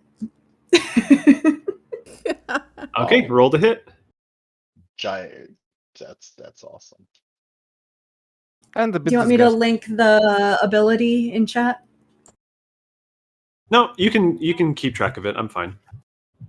Okay, so let's see here. I make a bite attack, so it's a +4, 1 target. Mm-hmm. 13. 13 is a miss. All right, so I just jump towards it and I splat my big gross tongue on it, and nothing happens. That's my turn. Okay, yeah, it's a little unfazed by that action. Dimitri, you were next. Sorry, I need to differentiate the D's, Dennis and Dimitri. Okay, Dimitri. So you see Sweetie turn into a giant toad and leap and like kind of Lick it. flat against one, and now it's your turn. Yeah, lots of the licking theme here seems to be quite a motive.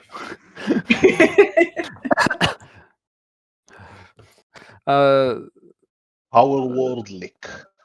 Dmitry is kind of extremely frightened by the development of the situation, but he tries not to show it, and he materializes a weird waterish blade and moves 30.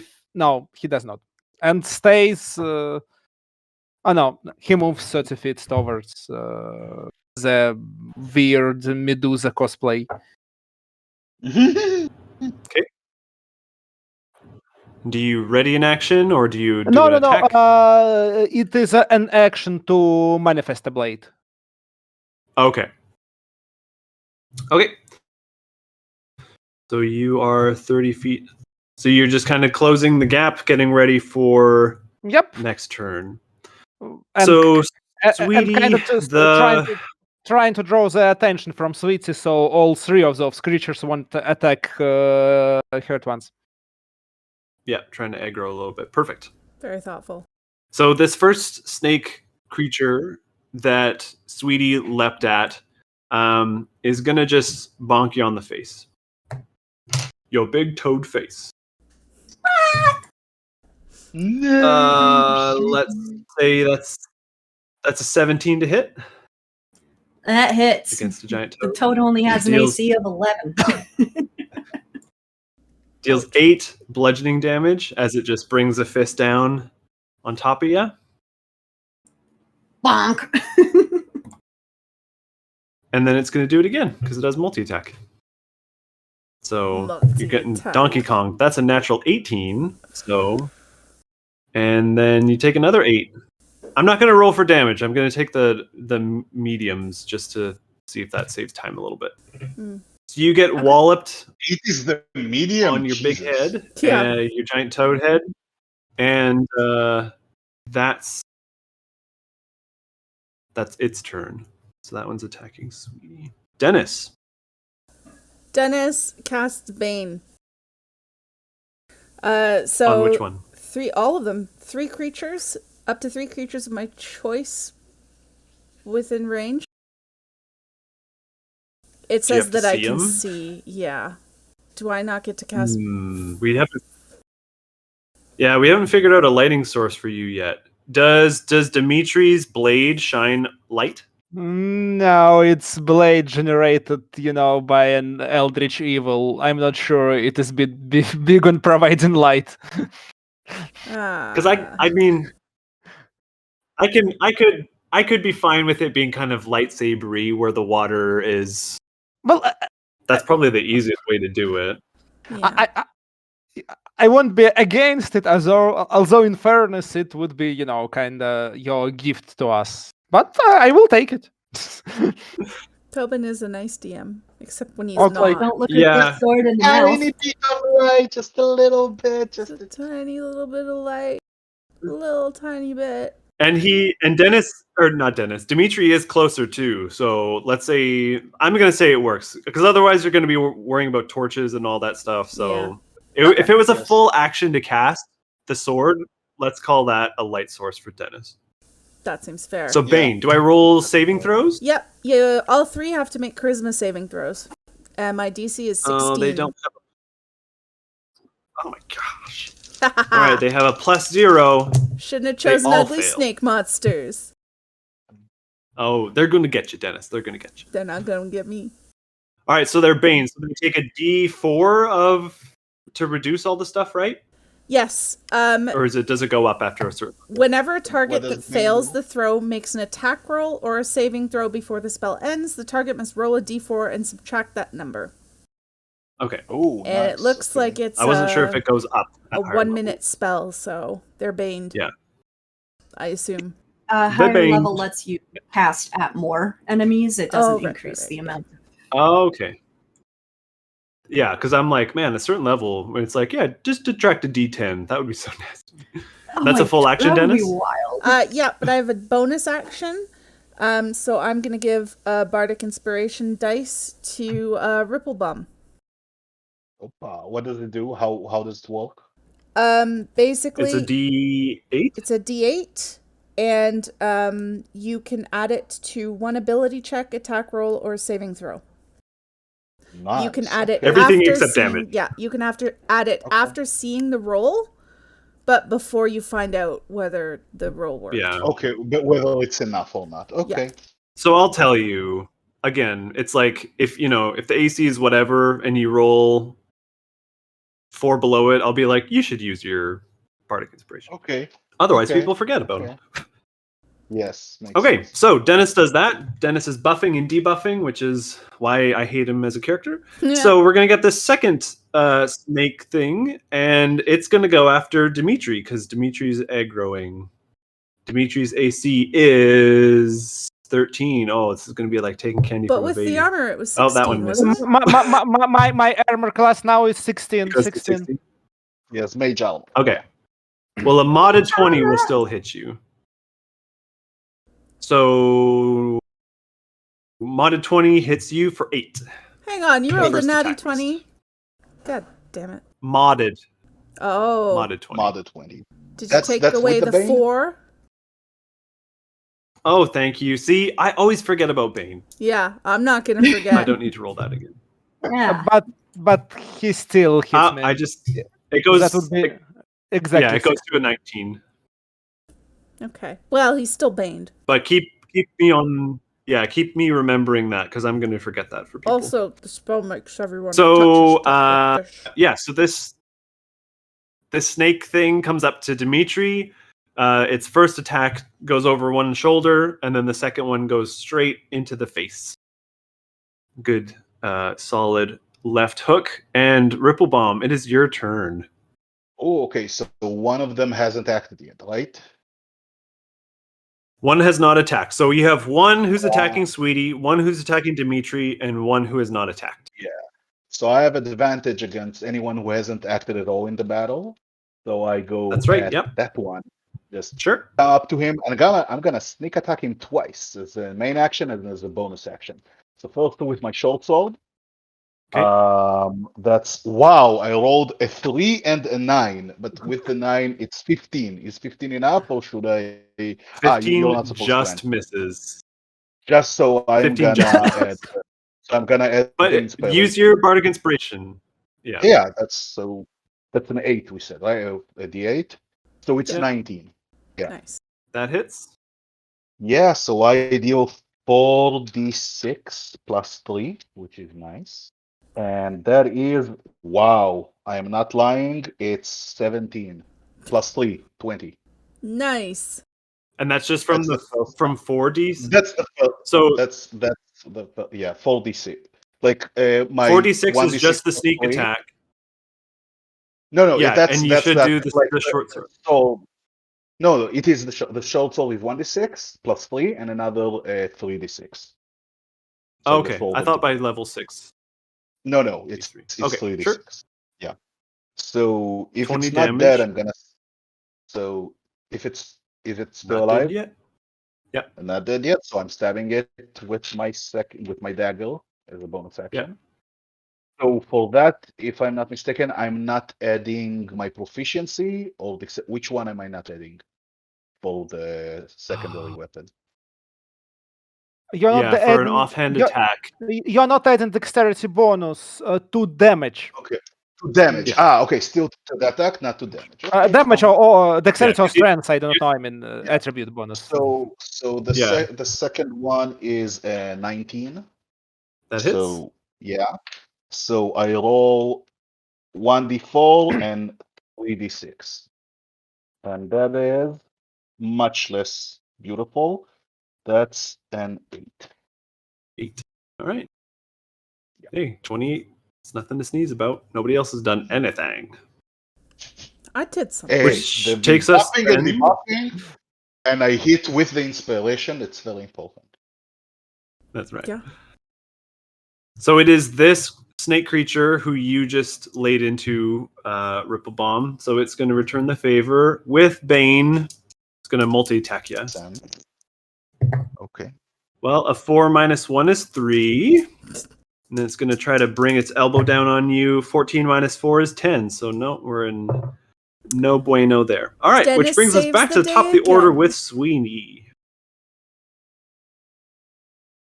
Sweetie. I'm gonna try to bite him again, Do it. Are all of your animals Nat just 1. Oh boy. Oh. Nat 1. All right. That's Well, one. you Ooh. you give it a big lick and you taste something very foul, and that's it. Do you have any bonus actions or anything as a druid? I don't remember. Not when I'm a frog. Okay. All right. Well, that's unfortunate. So, Dimitri. Okay, I guess am a I will. large beast. I which is will exciting. strike a creature with a sword. Okay. Unimaginatively. And it is 17. 17 hits. 5 point of damage. It's magical for all intents and purposes. Okay, so 5 damage to that one. And Anything else? I have a second attack. Okay. And I'm afraid 12 doesn't cut it. 12's not enough, unfortunately. So you lay into it, and you see like a really big chunk of the stone. You just like peel it off basically with your sword, cuts right through it. But then the second attack, you're not able to find it. Maybe a little snake kind of hissed and got in your eye or something like that. All right, so that takes us to the one who's attacking Sweetie, and it worked so well the last time. They're just going to keep on thumping. What is your AC as a toad? 11. 11. So that's Giant. a 13. Bane. So you take another Okay, that hurts. another 8. Is it baned? Oh yeah, Bane. Yeah, that was with a full 4. I rolled a Oh, natural okay. 17. Okay. Oh, okay. So -8.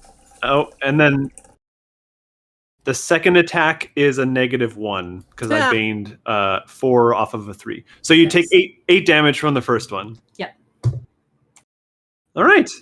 So we're slowly getting through that giant toad form. I'm That very takes us to angry Dennis. with this thing. I'm trying to snack.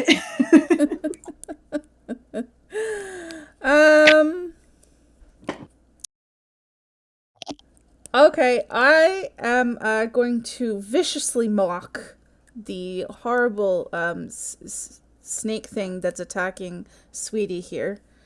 Okay. Creature save. Hang on a sec. Let me check what it's. I think it's a charisma save, isn't it? Or wisdom? It'd be think wisdom. It's a Wisdom. wisdom, yeah. Wisdom saving throw on a DC 16.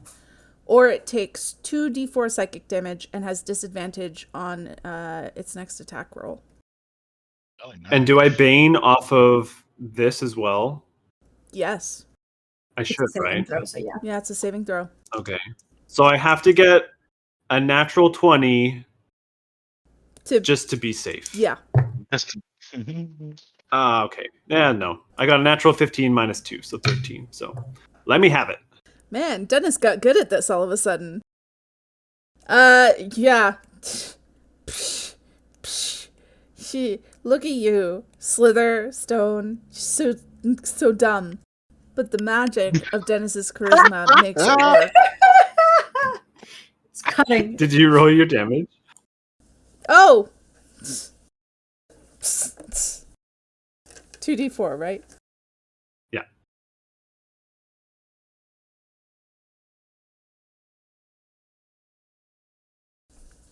That actually came up as an 8, although one's on the floor. Right. I'm not even lying. That's I can all take a right. I'm picture. fine with that. That's amazing. Cool. All right. So viciously mocked and has disadvantage on the next round. So I need to write that down. All right. Good work. Poor snakes. Dennis is so now they wanted it's you the to think snake. that they're cool. It's the snake who's attacking Dimitri. So we're going to multi-attack. Natural 16 minus 3 is not enough.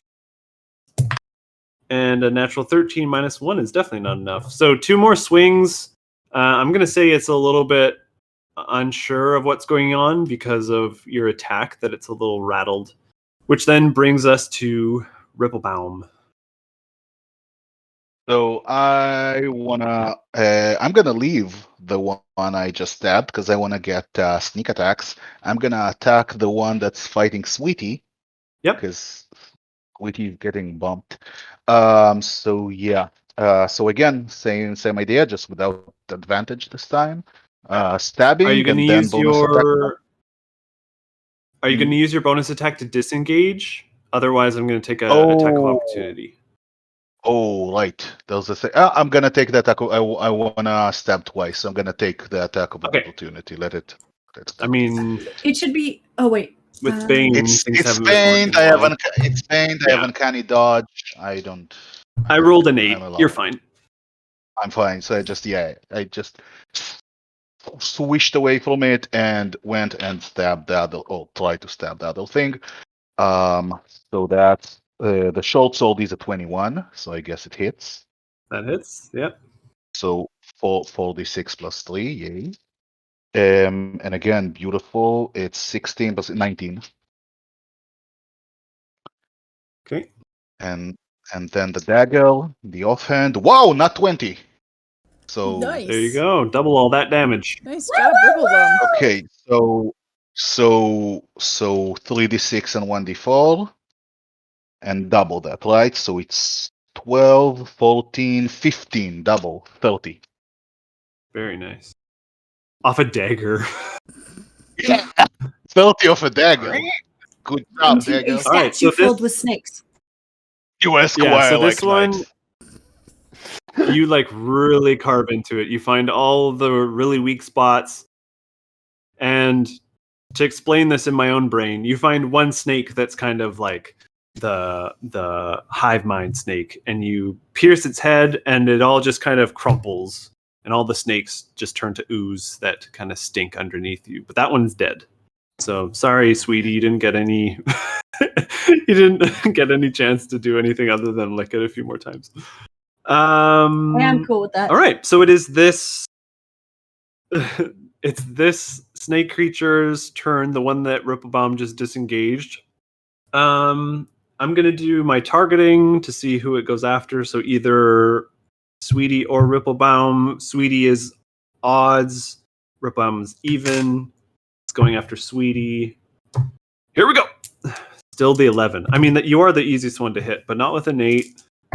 Ooh, that's a natty 20. So take 16 damage. Ow.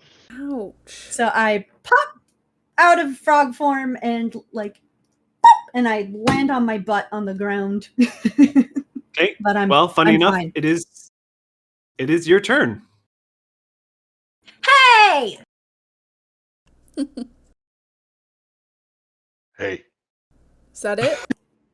Oh no, sorry, I have to move between the animal form and my own character sheet.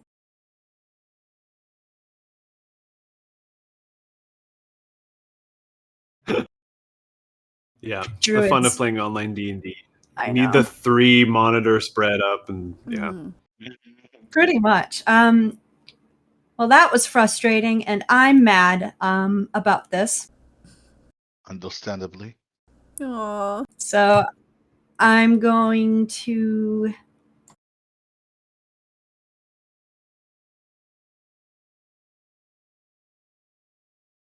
Do you have the form of like a mongoose? I mean, I do, but I'm not that smart, so... Ah, that would have been such a good form. I know. Oh, yes. A But giant the mongoose?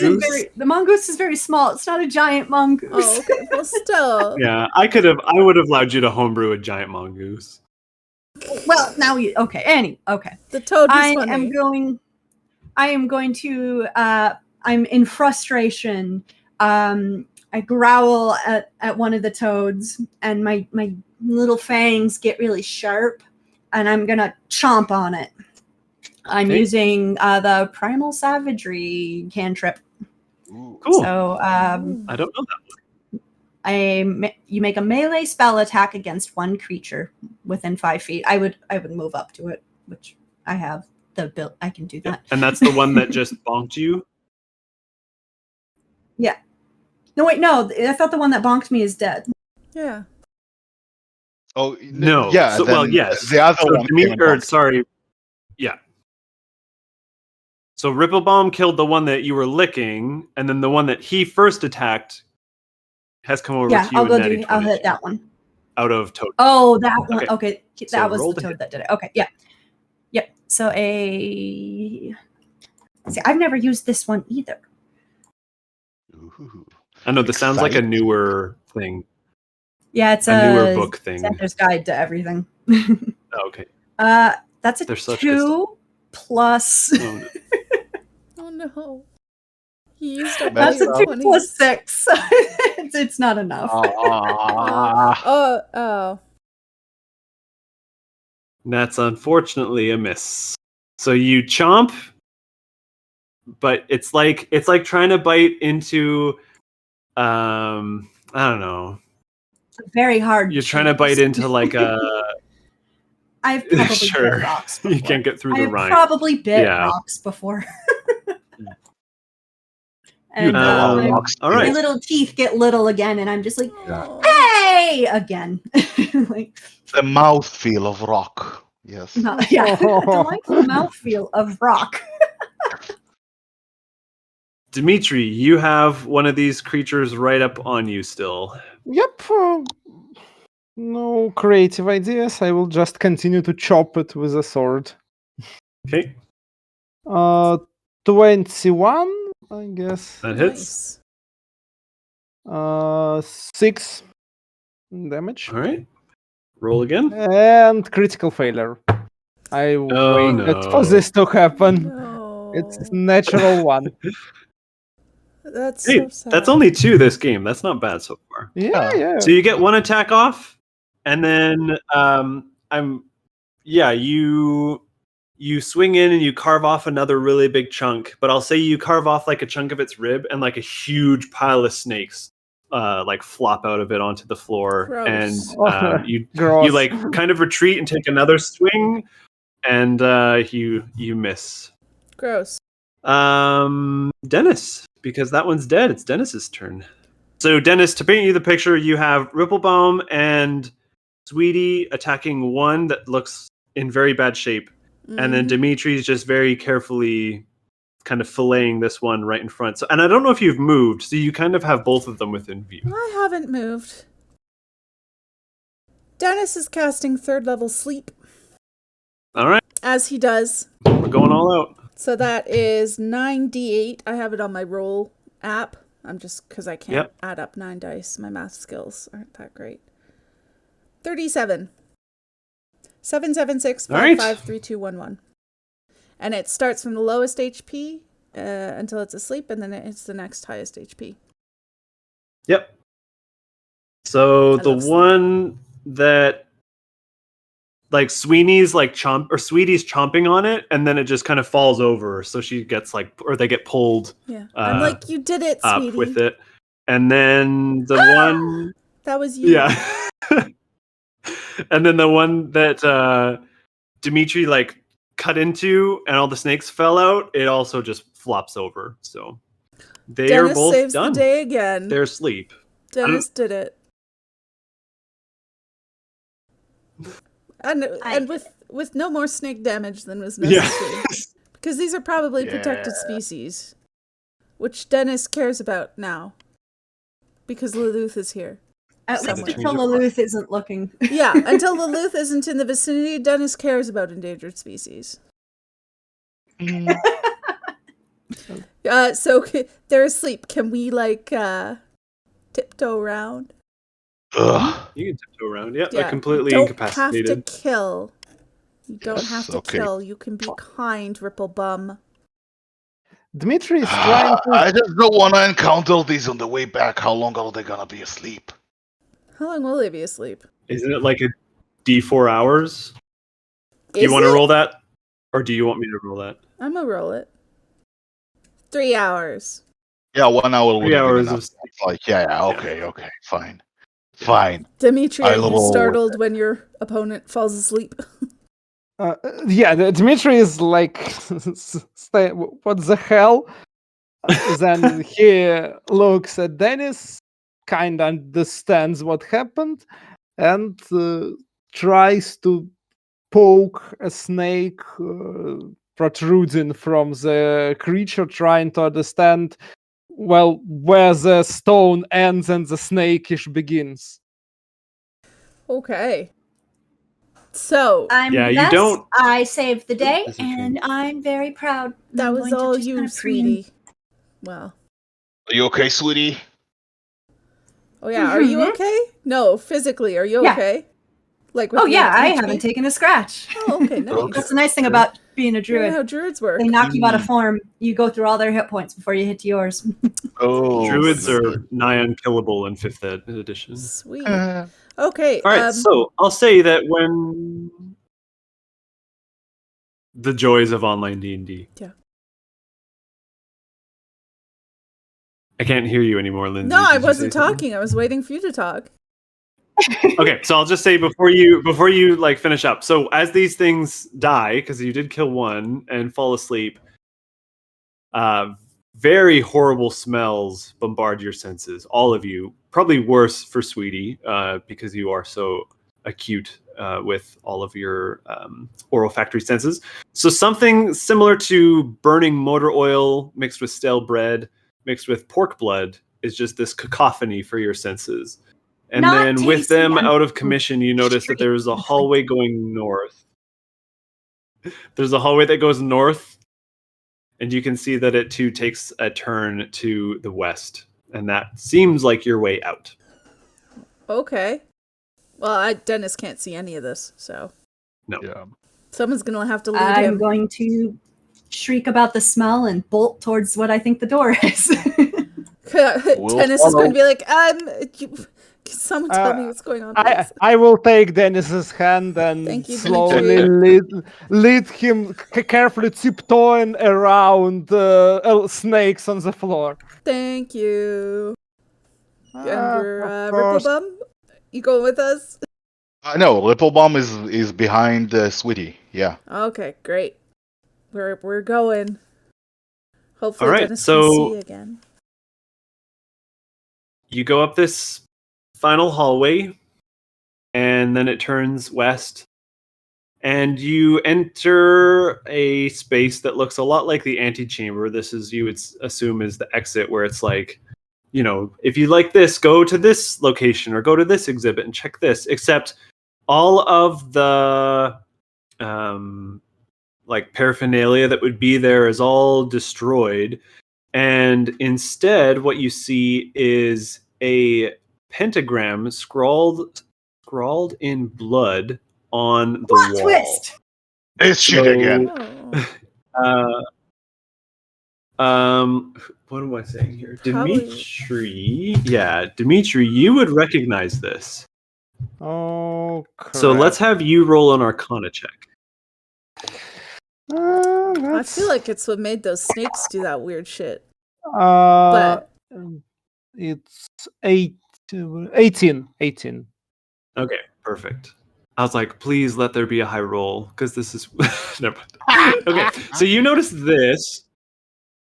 The way that this is drawn and some of the runes that are around it, you recognize that this is used to open portals between dimensions.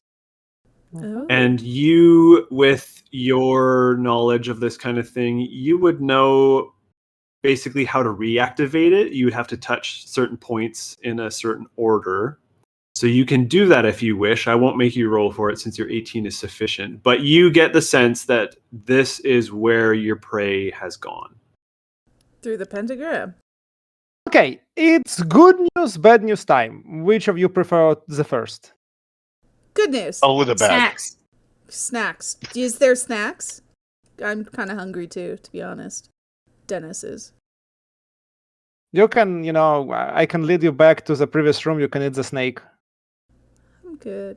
Stinky. We're good. What's the good We news? say they're endangered or something. The good news is I know where all beers were taken. Great. Okay. No bad news. So the bad news is the location. Yes. Yes. No, not the location, not the location. Mode of transportation, more like. They were kind of teleported through this not ominous looking pentagram toward what I assume is kind of happy and lively retreat specifically for all bears. So hell, pick anything else. Sensing some I don't know if sarcasm 400 gold is enough for that. Oh yeah, yes. And back to good news. I can reactivate this thing. Good dish news. Good dish news. Neutral news, I'd say. Do we still get to go bowling if we go through the pentagram? Yes. Because if we can't get back, we can't get paid. All cake, all bowling, and all these three things I want now. Yeah, I believe Sweetie's gonna line up in front of the portal and like tap her feet, like let's go. Let's go. Let's jump through this portal. Firm believer in experimentation. Yeah, I'm a firm believer in my motto. Dimitri is activating the portal. Okay. I close my eyes and jump through face first. Because that's Dennis' way. And I assume everyone else follows me. Dimitri, you touch the correct points on the pentagram, which reactivate it. And almost like the wall itself turns into the portal, the pentagram starts to glow, and then it starts to kind of twirl, and then it expands, and you see, almost like looking through a magnifying glass, a dimension none of you have ever seen before in your life. And reaching out, you can kind of push through it, like Stargate, and you walk right through it. Yes. Sweetie, do not leak anything in there. That's good advice. And we go. Unless something looks really tasty. Especially if something looks really tasty. What if it looks not tasty? Then can I lick it? You can ask. You can ask us. You can ask us. Yeah. Okay. Well, I'm through the portal. I want cake. And off we go. Yeah. I miss Luth. Yep. I'm gonna bring him back his owlbears. Gonna waddle. All right. If I find out he has staged this entire thing, I'm gonna be very upset. Just warning you. You push. You push in through the portal, and you come into a plane that looks essentially like a very big swamp. Good news is, looking down, you see the tracks that Ripplebomb followed, right? I think. Dennis. To the snake pen continue Dennis, on, so you get a sense that you're... Was it Dennis? My apologies. Yeah. Ripplebomb found them, Dennis. So as you... Yep. Right. So you follow the tracks, and as you go further away from the portal, which is still open, it's not closing behind you, that's an important note. That's great news. You smell something that is now familiar, something like burning motor oil, stale bread, and pork blood mixed together that all waft and fill your nose, or just kind of continue. It's not a pleasant smell. Additionally, a very thick mist hovers around you, causing your skin to feel irritated and hot, like you've just been running for a long time, but you know that you've just been walking at a decent pace. And then walking on the ground, there's kind of this thick goo, so you're a little bit slippery and unsteady as you go along. But before too long, you come to the side of this mountain that is likewise covered in kind of ooze and mist. But before you stands an entrance of some kind of odd, it almost looks like a temple or something like that, carved into the side of this mountain. The opening is about 20 feet high, and around it are carved images of snakes and serpents and tentacled monsters, kind of like the things that you just fought. What would you like to do? How many of these? What? How many what? Of those snake things. Oh, they're just carved into the they're carved. They're not actually there. Of the Okay. temple. Yeah. Let's follow the I would like to hide behind Dennis. Okay. I'm feeling pretty Or Dennis, brave after I kicked ass. So yeah, I'll let Sweetie be behind me, and let's just go through. I want to find these owlbears. I guess we Okay, kind of so allow you- Dennis to take point. Sure, I'll take point. I'm feeling great. Yeah, Dennis recognizes the tracks again and is like, "Hey, see, I knew that I'd find them again." Okay, So you push into the temple, and you walk in this kind of entranceway. You walk between a lot of crumbled and broken statues of different creatures and humanoids that have been turned to stone, but then somehow destroyed and knocked over and broken apart. You hear the sound of fire crackling in the distance, and you walk into an open chamber, and this is what you see. So on each side of you are 6 pillars that support a very tall ceiling, probably 80 foot high. In the middle of the chamber is an intricately drawn shape that you can't fully interpret from your vantage point. Inside that shape is a stone mass, fairly sizable. And then on the other side of it are these large stone steps that lead up about 20, 40 feet, where a medium-sized creature with an enormously bushy beard sits on a stone throne, and on each side of it are 2 hooded figures. And no owlbears. No owlbears? Are the hooded figures the owl bears? Yes, that's exactly my thought. Are they I mean, they could be hiding beaks under the hood. Could there be owl bears under the robes? There are not, unfortunately. So the enormously bushy, bearded creature on the throne calls out, "Ah, uninvited guests. Stragglers trailed back to my home. Which one of you forgot to erase the portal circle?" And it looks to the hooded figures. And the hooded figures look at each other. Not that you can see their faces, but they would turn. And so the one sitting in the throne that you recognize to be a dwarf of some kind, it actually looks quite like Ripplebaum, sizes up each of them, and then in a flash, he grabs hold of the one on his left, lifts it above his head, and hurls it towards you, since you're in this entrance chamber. And as it falls, its cloak is pulled off of it, and what lands on the floor is a bluish green skinned creature whose hair has the appearance of venomous snakes. The creature lifts its head, and you stare into the face of a Medusa. Close my eyes. So the dwarf then calls out, "Cast these unwanted visitors from my home, and then we shall resume the feast." I guess it is weird, but Dmitry kind of runs towards the Medusa, crying, "Are you all right?" After she was thrown. That's so sweet. From the throne. I mean, it looked painful. Okay, yeah, you can say that. Do they speak common? I think they do so. speak common. Up to you. Yeah, so she'll say "Get off, I don't need your pity." And then let's roll some initiatives. It's boss battle time. Okay. Damn it. Boss battle. They have a feast without us? Again with a clappy initiative. I got 9.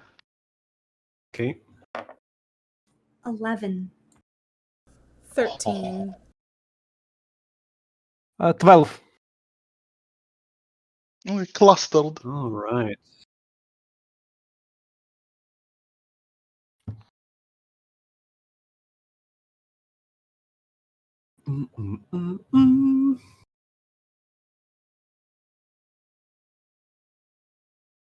All right, so we have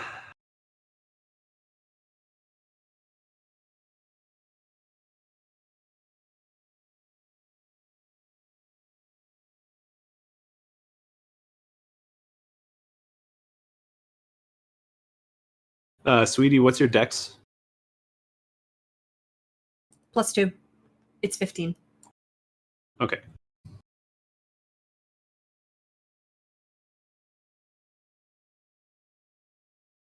All right. So what we have here, you have one Medusa on the ground right in front of you. You have a very angry dwarf up on a throne with a hooded figure beside him, and all of you in this giant entrance chamber. So the entrance chamber from where you are at the entrance exit to the throne is about 60 feet. There is some space behind the throne that you can't see because it's elevated. And then you have about, what I say, like an 80-foot ceiling. So it was 80 feet this way, and then it would be, basically like 60 feet on either side. So it's a pretty spacious area. The dwarf is going to start. Rolled a really high initiative. So it's going to... Sorry, I only pulled up one creature.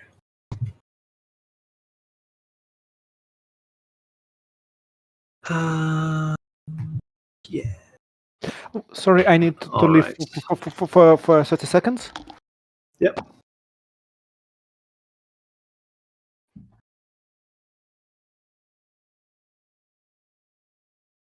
Okay. So what I'm going to do is roll a d4 to see who it targets. Since there's nobody that's aggroed him, to see who it is. 1, 2, 3 is Dimitri. They're not here. Perfect. Okay. This one was...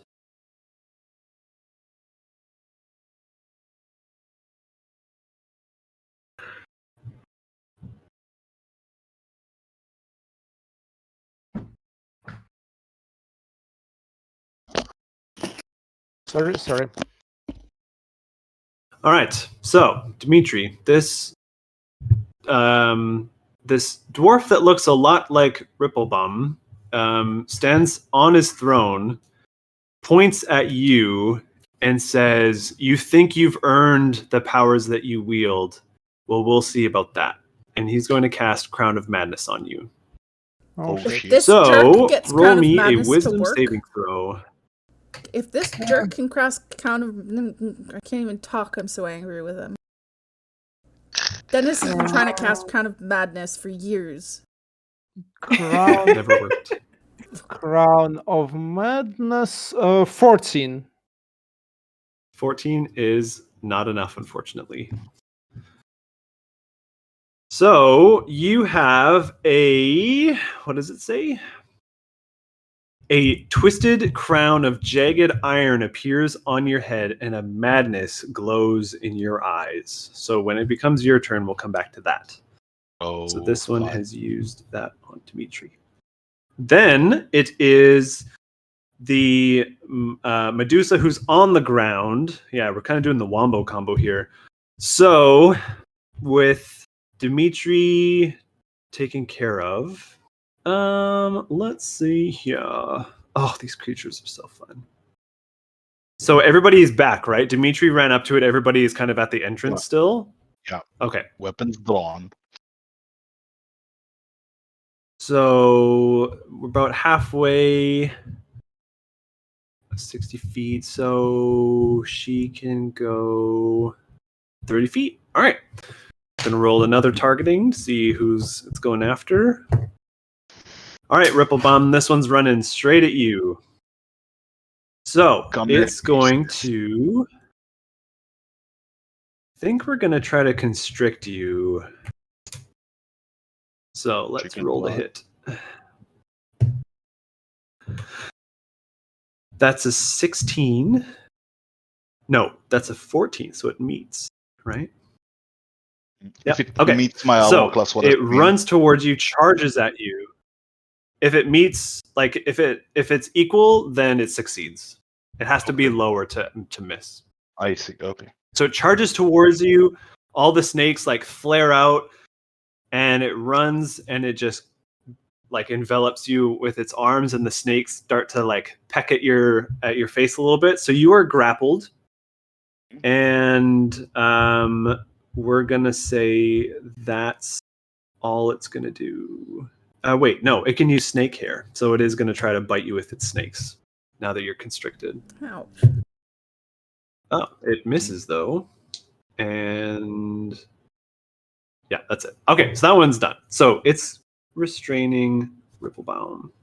Dennis, you have your friend in the middle of the room with iron crown on its head, which you would recognize because you know what that does. Indeed, and then a friend to the side of you with a Medusa wrapped around it, biting it.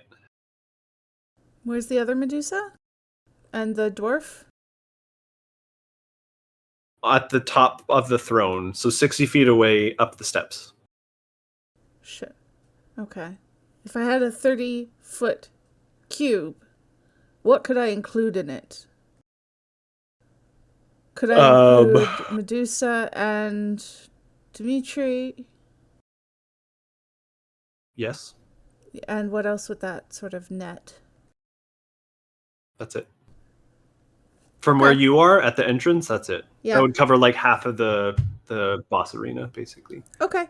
I'm going to cast Hypnotic Pattern in a cube that'll catch both Dimitri and the other Medusa. Okay, what's that do? It is... Well, you'll see. Okay. They need to make a wisdom saving throw. So Dimitri, roll another wisdom saving throw, I guess. It's 10. Nice. So Dimitri fails, and the other Medusa... 19. Are you kidding me? I Okay, don't like well, Dimitri is charmed.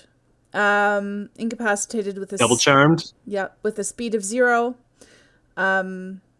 So, charmed. The spell ends if it takes damage or if someone else uses an action to shake him out of his stupor.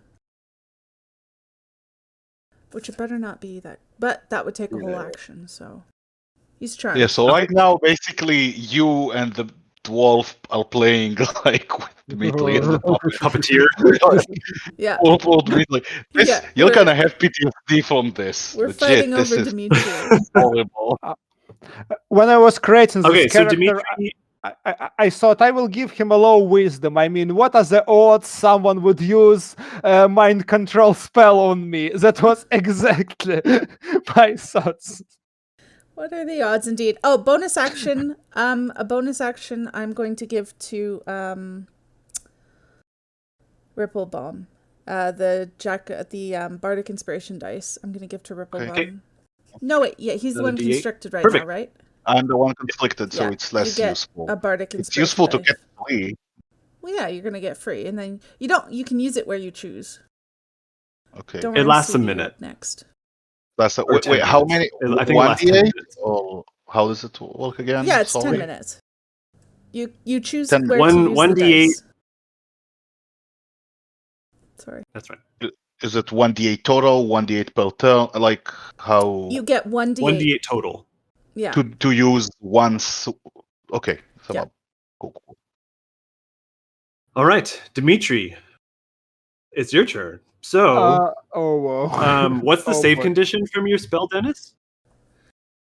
Does he roll at the end of his turn, or does somebody have to hit him? It ends if he takes damage. So he's a statue at this point. Yeah, he's a statue at this point. There's no end of because he's controlled by both. Well, I guess I can try to shake Crown of Madness at the end of my turn, at least. Yep. So you might as well do that, because you're not moving. So I'll feel really bad if 6. 6 is a miss. You just stand still. I'm just making sure you don't hurt yourself or us.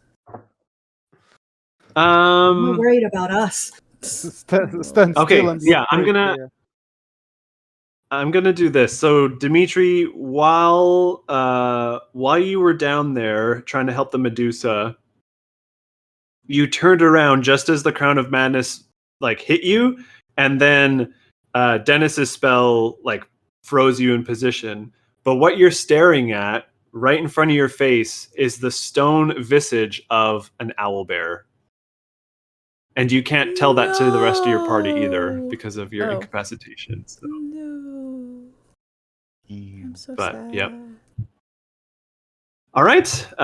It's the second hooded figure who will pull off her cloak, and it is another Medusa. And this one grabs a longbow from behind the throne and is going to start playing duck hunt with all of yous. Yeah. And she might as well target the one who's restricted because that gets advantage. Ooh, that's a natural 17. All right, Oh, so she hit her Ripplebaum, you friend. take 6. Okay, so I have uncanny dodge, and it says that it works if I can see whoever's attacking me. Does it work if I'm constricted? I Like would I say can not move in my this head. instance. Like like Not in this woo! instance because the Medusas that's restraining you is like attacking your neck with snakes. Yeah. So like you're Yeah. very obstructed. Yeah. Okay. So you take 6, Fine. and then she's gonna shoot again. So I take 6. That makes it a 16. So that's another 6. Can I do cutting words? words No, on I've that. already said damage. But remember that. Okay. Gotta be fast. Gotta be fast. Gotta go fast. Sweetie, it's your turn. Yeah, like Sonic. How much of a meanie little shitpost can I be? This is 100%. your last chance, essentially. 100%. All right. As a bonus action, I am going to transform. Oh, wait. No, wait. Sorry. First, I'm going to use Conjure Animals at 3rd level. Wonderful. And I am going to summon 8 beasts of a challenge rating 1/4 or lower. Oh my gosh. And I am summoning 8 velociraptors. Of course. Nice. I knew you're going to get dinosaurs in here. Awesome. So the Do that? velociraptors are tiny beasts. They're actually like accurate velociraptors, not like in the movie. Like small birds.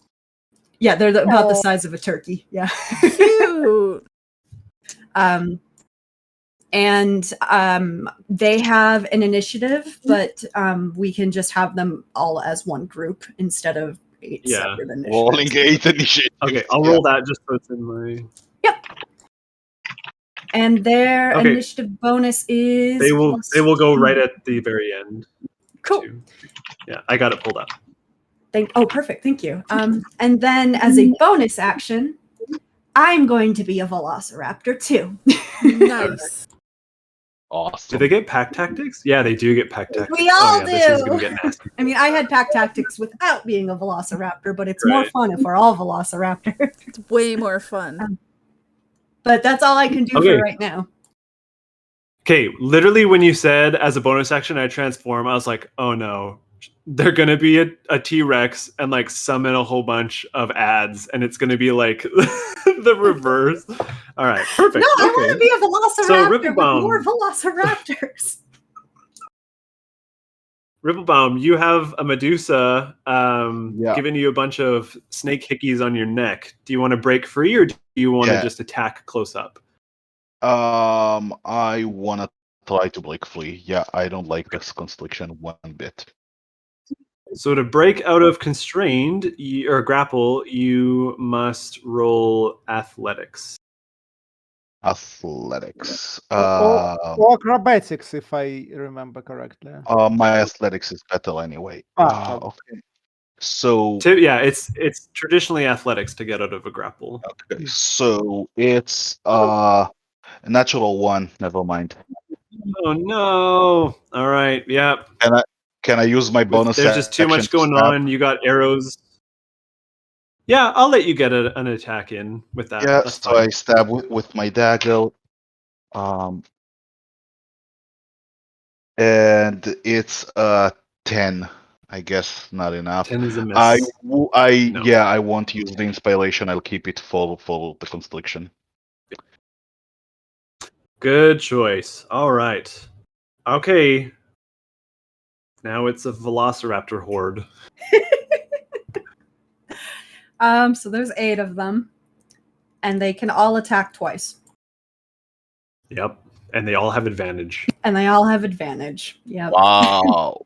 They don't hit for a lot, though. I mean, it's decent in numbers, obviously, but okay. So, how do you want me to roll attacks? Do you want just 1? Do you want me to do it in 2 or like 4? Because we're already a half hour over what I thought we were going to do, let's just do them all as one.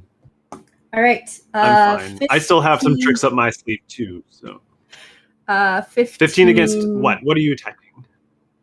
Oh, I want to go hit the dwarf on the throne with a horde of velociraptors. Sorry. Yeah. So that it's a 15 plus 4, so 19 to hit. Yeah. We're that's a hit, all right. speedy, zesty little beings. So I'll say, I have advantage rather than do the multi-attack, I'll let you dash to get up there and then attack once. Does that sound okay good. for this first one? Because it is 60 feet away from where you are. Okay. Unless, right, could you they are summon 60. them further away from you? I think so. You like throw the Pokeball and 8 Velociraptors pop out of 60 them? feet, yeah. So you I can summon them up to 60 feet away. Yeah. So on Okay, top yeah, of so you can summon them literally right. I'm right imagining I throne. summon Sure, them yeah. just above his head and like 8 Velociraptors fall on So him. beautiful. Okay, yeah. Yeah, and so yeah, they're all going to attack. So that's this guy. Okay, so do you want to roll all that, or do we want to just take the median and we'll just times it by 8? Let's do the median. I don't. Okay, I don't so they need all to. bite. I'm already being shitty. I don't need to make it worse. They all bite the dwarf, dealing 40 damage. Nice. Roll again for multi-attack. Oh my God! god. If you crit, that's going to be really gross. Crit. Do it. 19 versus 24. That's a 23. hit. No natural 20s though, but they do hit. And all right. This So is one is a amazing. bite, one is a claw. So 8 times 5 is 40. 8 times 4 is 32. All right. So in one turn, you do 72 points of damage to this poor dwarf. Velociraptor swarm. That's really fun. All right. Sorry. It's now his turn. They're all very No, weak. Druids They in all 5th only edition, have 10 seriously. hit points. Yeah. Oh yeah, they're brutal. Nice. But they all only have 10 Okay. hit points. So if he does an AoE, they'll all die. This dwarf is just like, you come into my home right before I eat dinner and do all this stuff, and he just disappears, leaving the velociraptors on the throne, gnawing on air. He just Confused. Disappears. What's with the spell on me? Does the Crown of Madness Yeah, break? the spell breaks. Okay. This Crown of Madness breaks. I'll Yeah. take off Hypnotic Pattern too if I can do that. So he can move again. I'll let you do that as a Well, all I have to do bonus. is stop To drop concentrating. concentration spells, it's nothing. Yeah. And that's a free action. So yeah, we can say that. Nice. But or Dimitri's turn is after yours, so that's fine. So now it's the Medusa who is attacking Ripplebaum. And sensing the disappearance of her master, I'm going to see what she does. This is not how I thought this boss battle was going to go, which is why D&D is fun. Oh no, she's determined to do something. Since it is her fault that you were brought here, she's going to she can do. So let's snake hair again. Hold on, let's see. So actually, Ripplebaum, roll me a Constitution saving throw.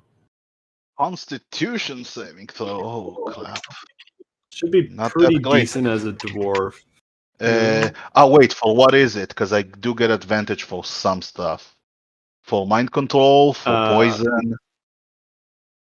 For petrify. For petrify, I don't think I get advantage, so no. So No. That's lucky. If it was any lower than that, you'd be instantly petrified.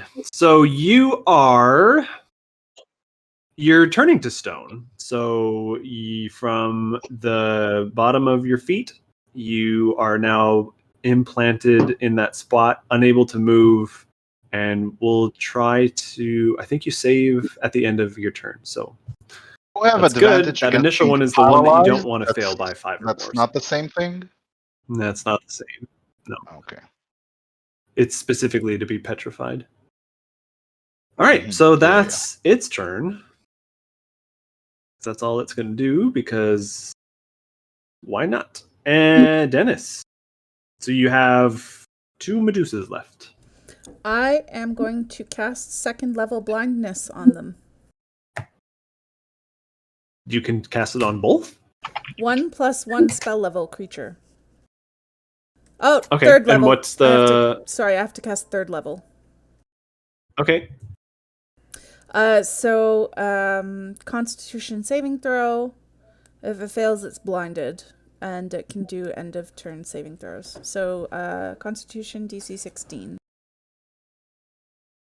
For Medusa's Constitution. They are pretty Constitution-y. Oh, that's a modded 20 and a 21. Ugh, goddamn. Get out of here, Dennis. I'm the one who's doing status effects this battle. Get out. Well, it's back to Dennis being completely useless. So that's fun. All right. Do you want to do another bonus, another bonus action for Bardic Inspiration, or are you almost out? I'll give my dice to No, Sweetie. you shouldn't be out.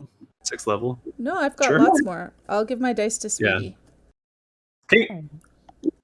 Dimitri, you had a very strange, 10-second dream where this person wanted you to go do something else and somebody wanted you to not do anything else. But now that you wake up, you're staring at the face of this frozen, petrified owlbear. What would you like to do? All bears, they're here, as I've told you. Dmitry would say, and Great. then he would, I don't know if this is a free action or a full action, he would kind of address the Medusas like, what's the point? He treated you like shit, and you outnumbered. So you want to do a persuasion? Well, I can. If it, I mean, Oh, you yeah, can do persuasion? Sorry. Go ahead, Dimitri. I mean, if it is possible, I would not be against you can it. roll. You can roll persuasion against the one who hasn't really done anything. Well, the one who's not restricting Ripplebaum. There's the one. So yeah, roll a persuasion. Okay, it's natural 1. Oops. There you go. That's Persuasion. So I'm not even gonna roll. So she just laughs and then she says, "I'll kill you first." So now we have a new target for that one. But I'll let you take an action because you nattied 1. We'll say that super wasn't effective. So you can do something else besides that. If you want to summon your sword or shoot a Eldritch Blast or something. That's just unfair. I will use my bonus action on her to cast a hex. Oh gosh. Okay. I guess that's not a debuff. That's just more damage. I don't think I roll. I think that just happens, right? Yep. Concentration up to 1 hour. Extra 1d6 necrotic damage, and she rolls Constitution saves with disadvantage from now on. Oh. I choose which ability. And Against Constitution. Okay. Trying to help out Dennis. I get you. And All I right. kind of Eldritch Blast her. Hex is bonus action. Right. Yep. Okay. Yep. Roll for your 2 beams. 25. I assume. It hits. At least I sincerely hope it hits. It hits. Yeah. So D10. 11. Okay. Oh yeah. I imagine you're doing agonizing blast, so you add your con or charisma to it, right? It's the D10 plus D6 plus my charisma bonus. Right. Okay. And another attack is 17. Did That I? hits. And it's 19. Wow. So between the 2 hexed amplified Eldritch Blast, you deal 30 damage, right? Wow. She was mean to me. 11 and 19. She was. It's true. Ouch. A lot of people have your number on this one. All right. So it's her turn.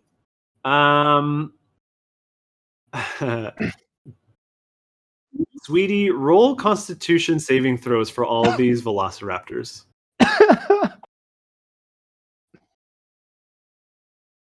All right. So they get a +1. They're saving throws. So that's their. Okay, so they get a +3 on their con rolls because saving rolls are proficiency plus stat, right? It not for these creatures. I think it has to be specifically mentioned. Like, because you're not proficient in every saving throw. So the only proficiencies there that I'm seeing are perception. Yep, you're right. So 4, 16, 9, 4, 3. How many is that? Wasn't keeping track. That was 5. 1, 11, 5. Okay. 6 of the 8 immediately turned to stone. What? 1 saves. 1 is completely fine. The other one is starting to turn to stone, starting with its feet. So this is actually a really funny image. So they land on this dwarf, start biting really fast. The dwarf disappears.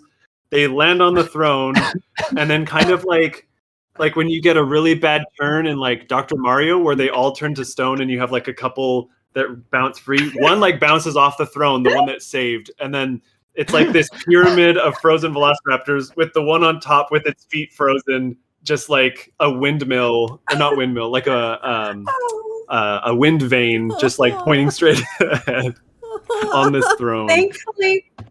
Thankfully, they are fey creatures, so I don't. Okay. When they die, they just disappear. Okay. But I think the stone would still stay there, so they're a hollow stone. Neat. Yeah. If we have a chocolate like Final transmogrifying Fantasy spell, we X. can make some Easter treats. I would love that. Same.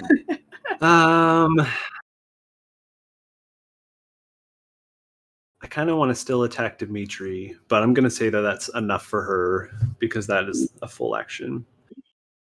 So, Sweetie, you lost a good chunk of your horde. What would you like to do?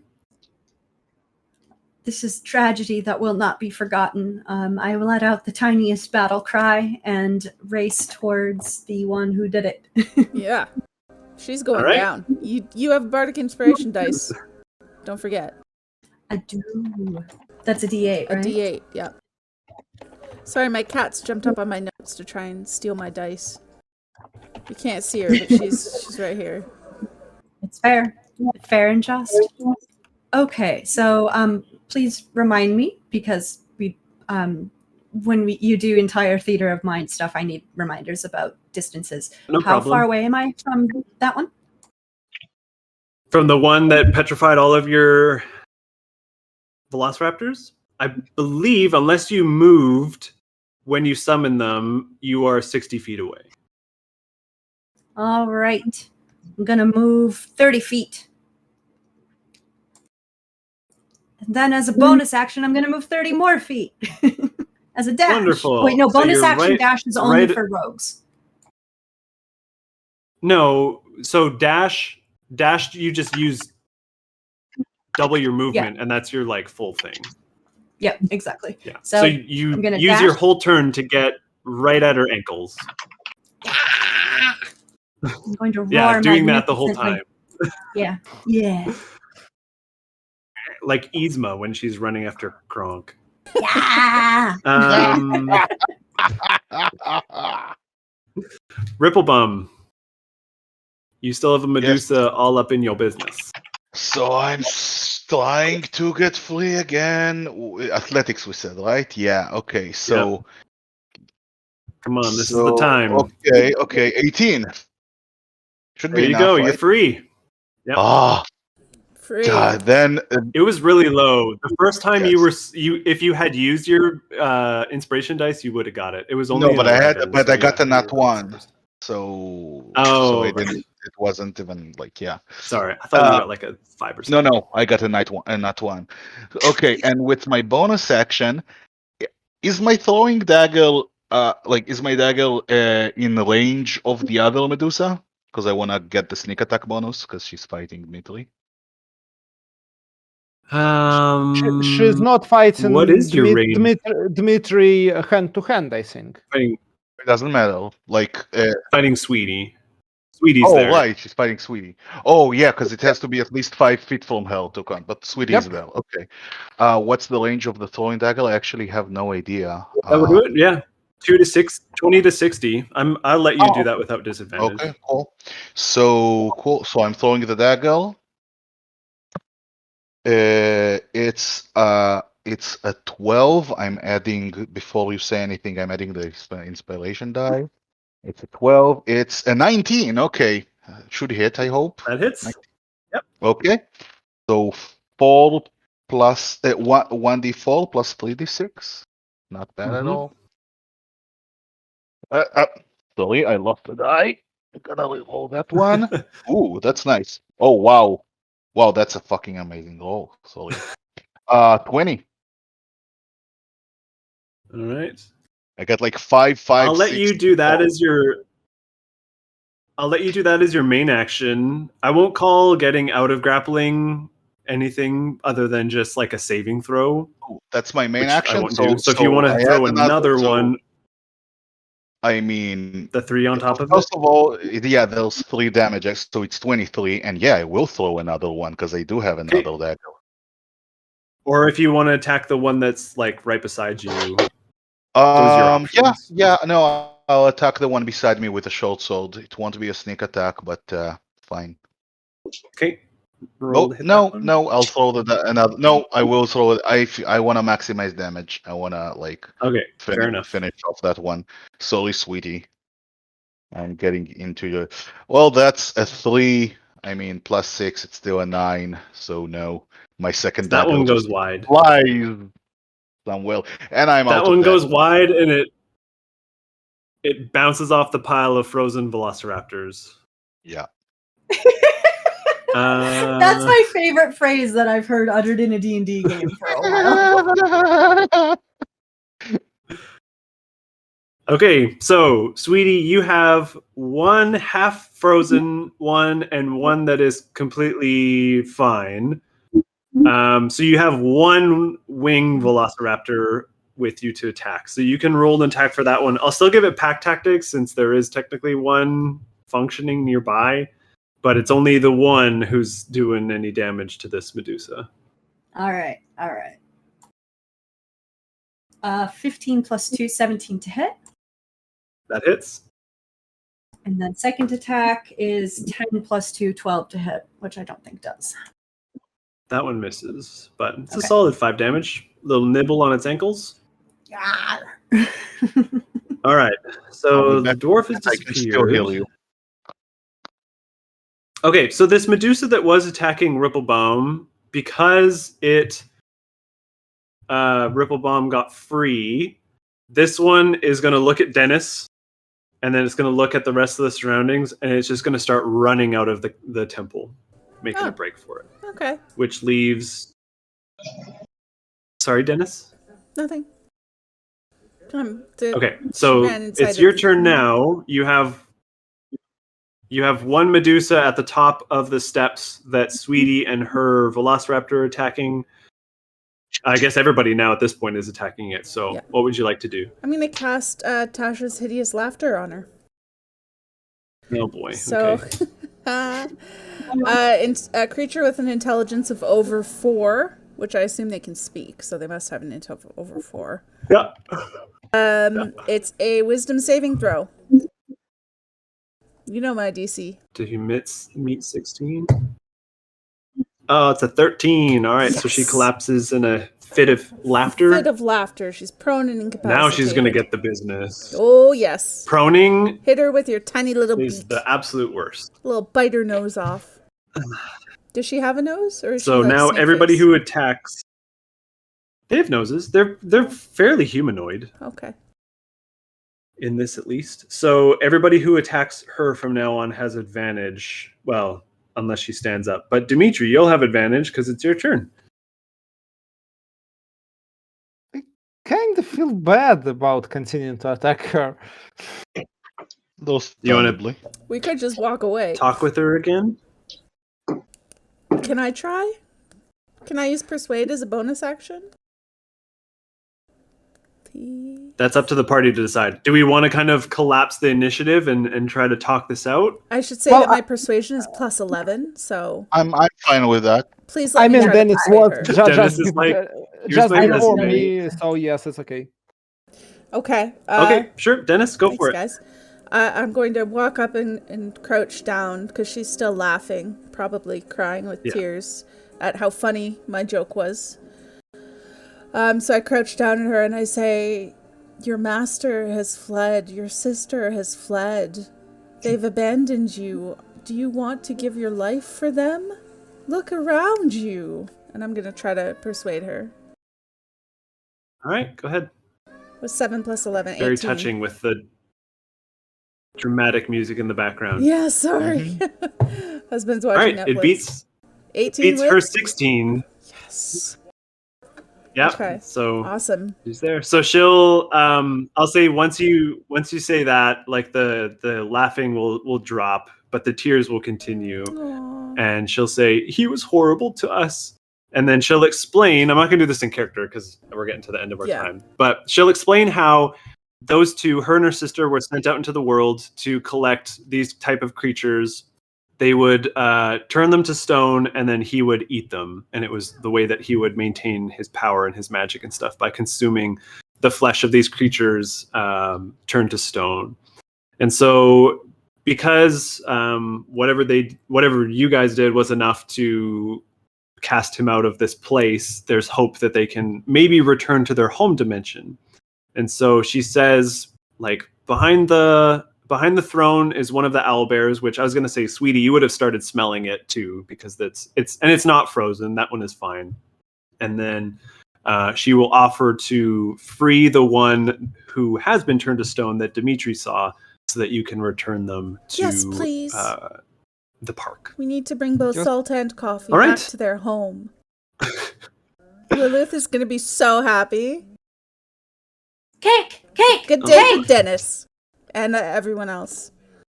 Mostly Dennis. Bowling! Cake and bowling? Oh, Cake I'm and still a bowling? Velociraptor. So you're just hearing like little squeaks because I'm still a Velociraptor. Can she unstone the Velociraptors so they can like walk behind us with their little chicken legs? I mean, Sure. two of us can. No, she's I'm going fine to with that. unstone So what'll all of happen them. is, They're fake creatures. yeah, she'll so free when them. Oh, okay. Yeah, what's going to happen? Sorry, I interrupted you. So she'll free the owlbear, and I'll say, Sweeney, you can pop out of Velociraptor form and go grab the one under or behind the throne, because there's like a back area there with some more fires and stuff. And you walk forward, and the Medusa will walk with you. And while she's walking, she'll call for her sister in a language you don't understand. So they lead you back to the portal. You go through the portal, and then looking back as the portal closes, they open another one and go to a different dimension that's not there. So Happy that one, ending for us. the portal in the park, the portal from the park closes, and then Dimitri does some magic to remove the pentagram so that source or that entry point is gone. Nice. You go back to Lilith and Jonathan and all the other people that you interacted with your with the owlbears retrieved. You finally get to go bowling. Sweeney, you eat all the cake. Nobody else gets a piece. Excuse me. You fall asleep under the benches while everybody bowls. And that is where we end this story. Does Dennis get a kiss on the cheek from Lilith and thanks? Because that's all he wants. Of course. Yes. Of course. Yes. And he's still wearing my tie? Okay. Oh, yeah. I'm happy. Dennis is very, very happy with this outcome. Do my legs get unpetrified? They were Yeah, petrified. they would do that too. Oof. Yeah, he failed that first Oh, right. Constitution saving throw. So yeah, everybody's totally fine. Yet all in all, you didn't really take damage much through the whole thing. So that's pretty I good. took 14 Dennis total. emerged unscathed and saved the day several times. As is, Dennis. I mean, the one who makes the trouble is usually the one who like gets unscathed, because all the other people are like That's true. dealing with your shit, That's basically. very true. Thank you, Toben.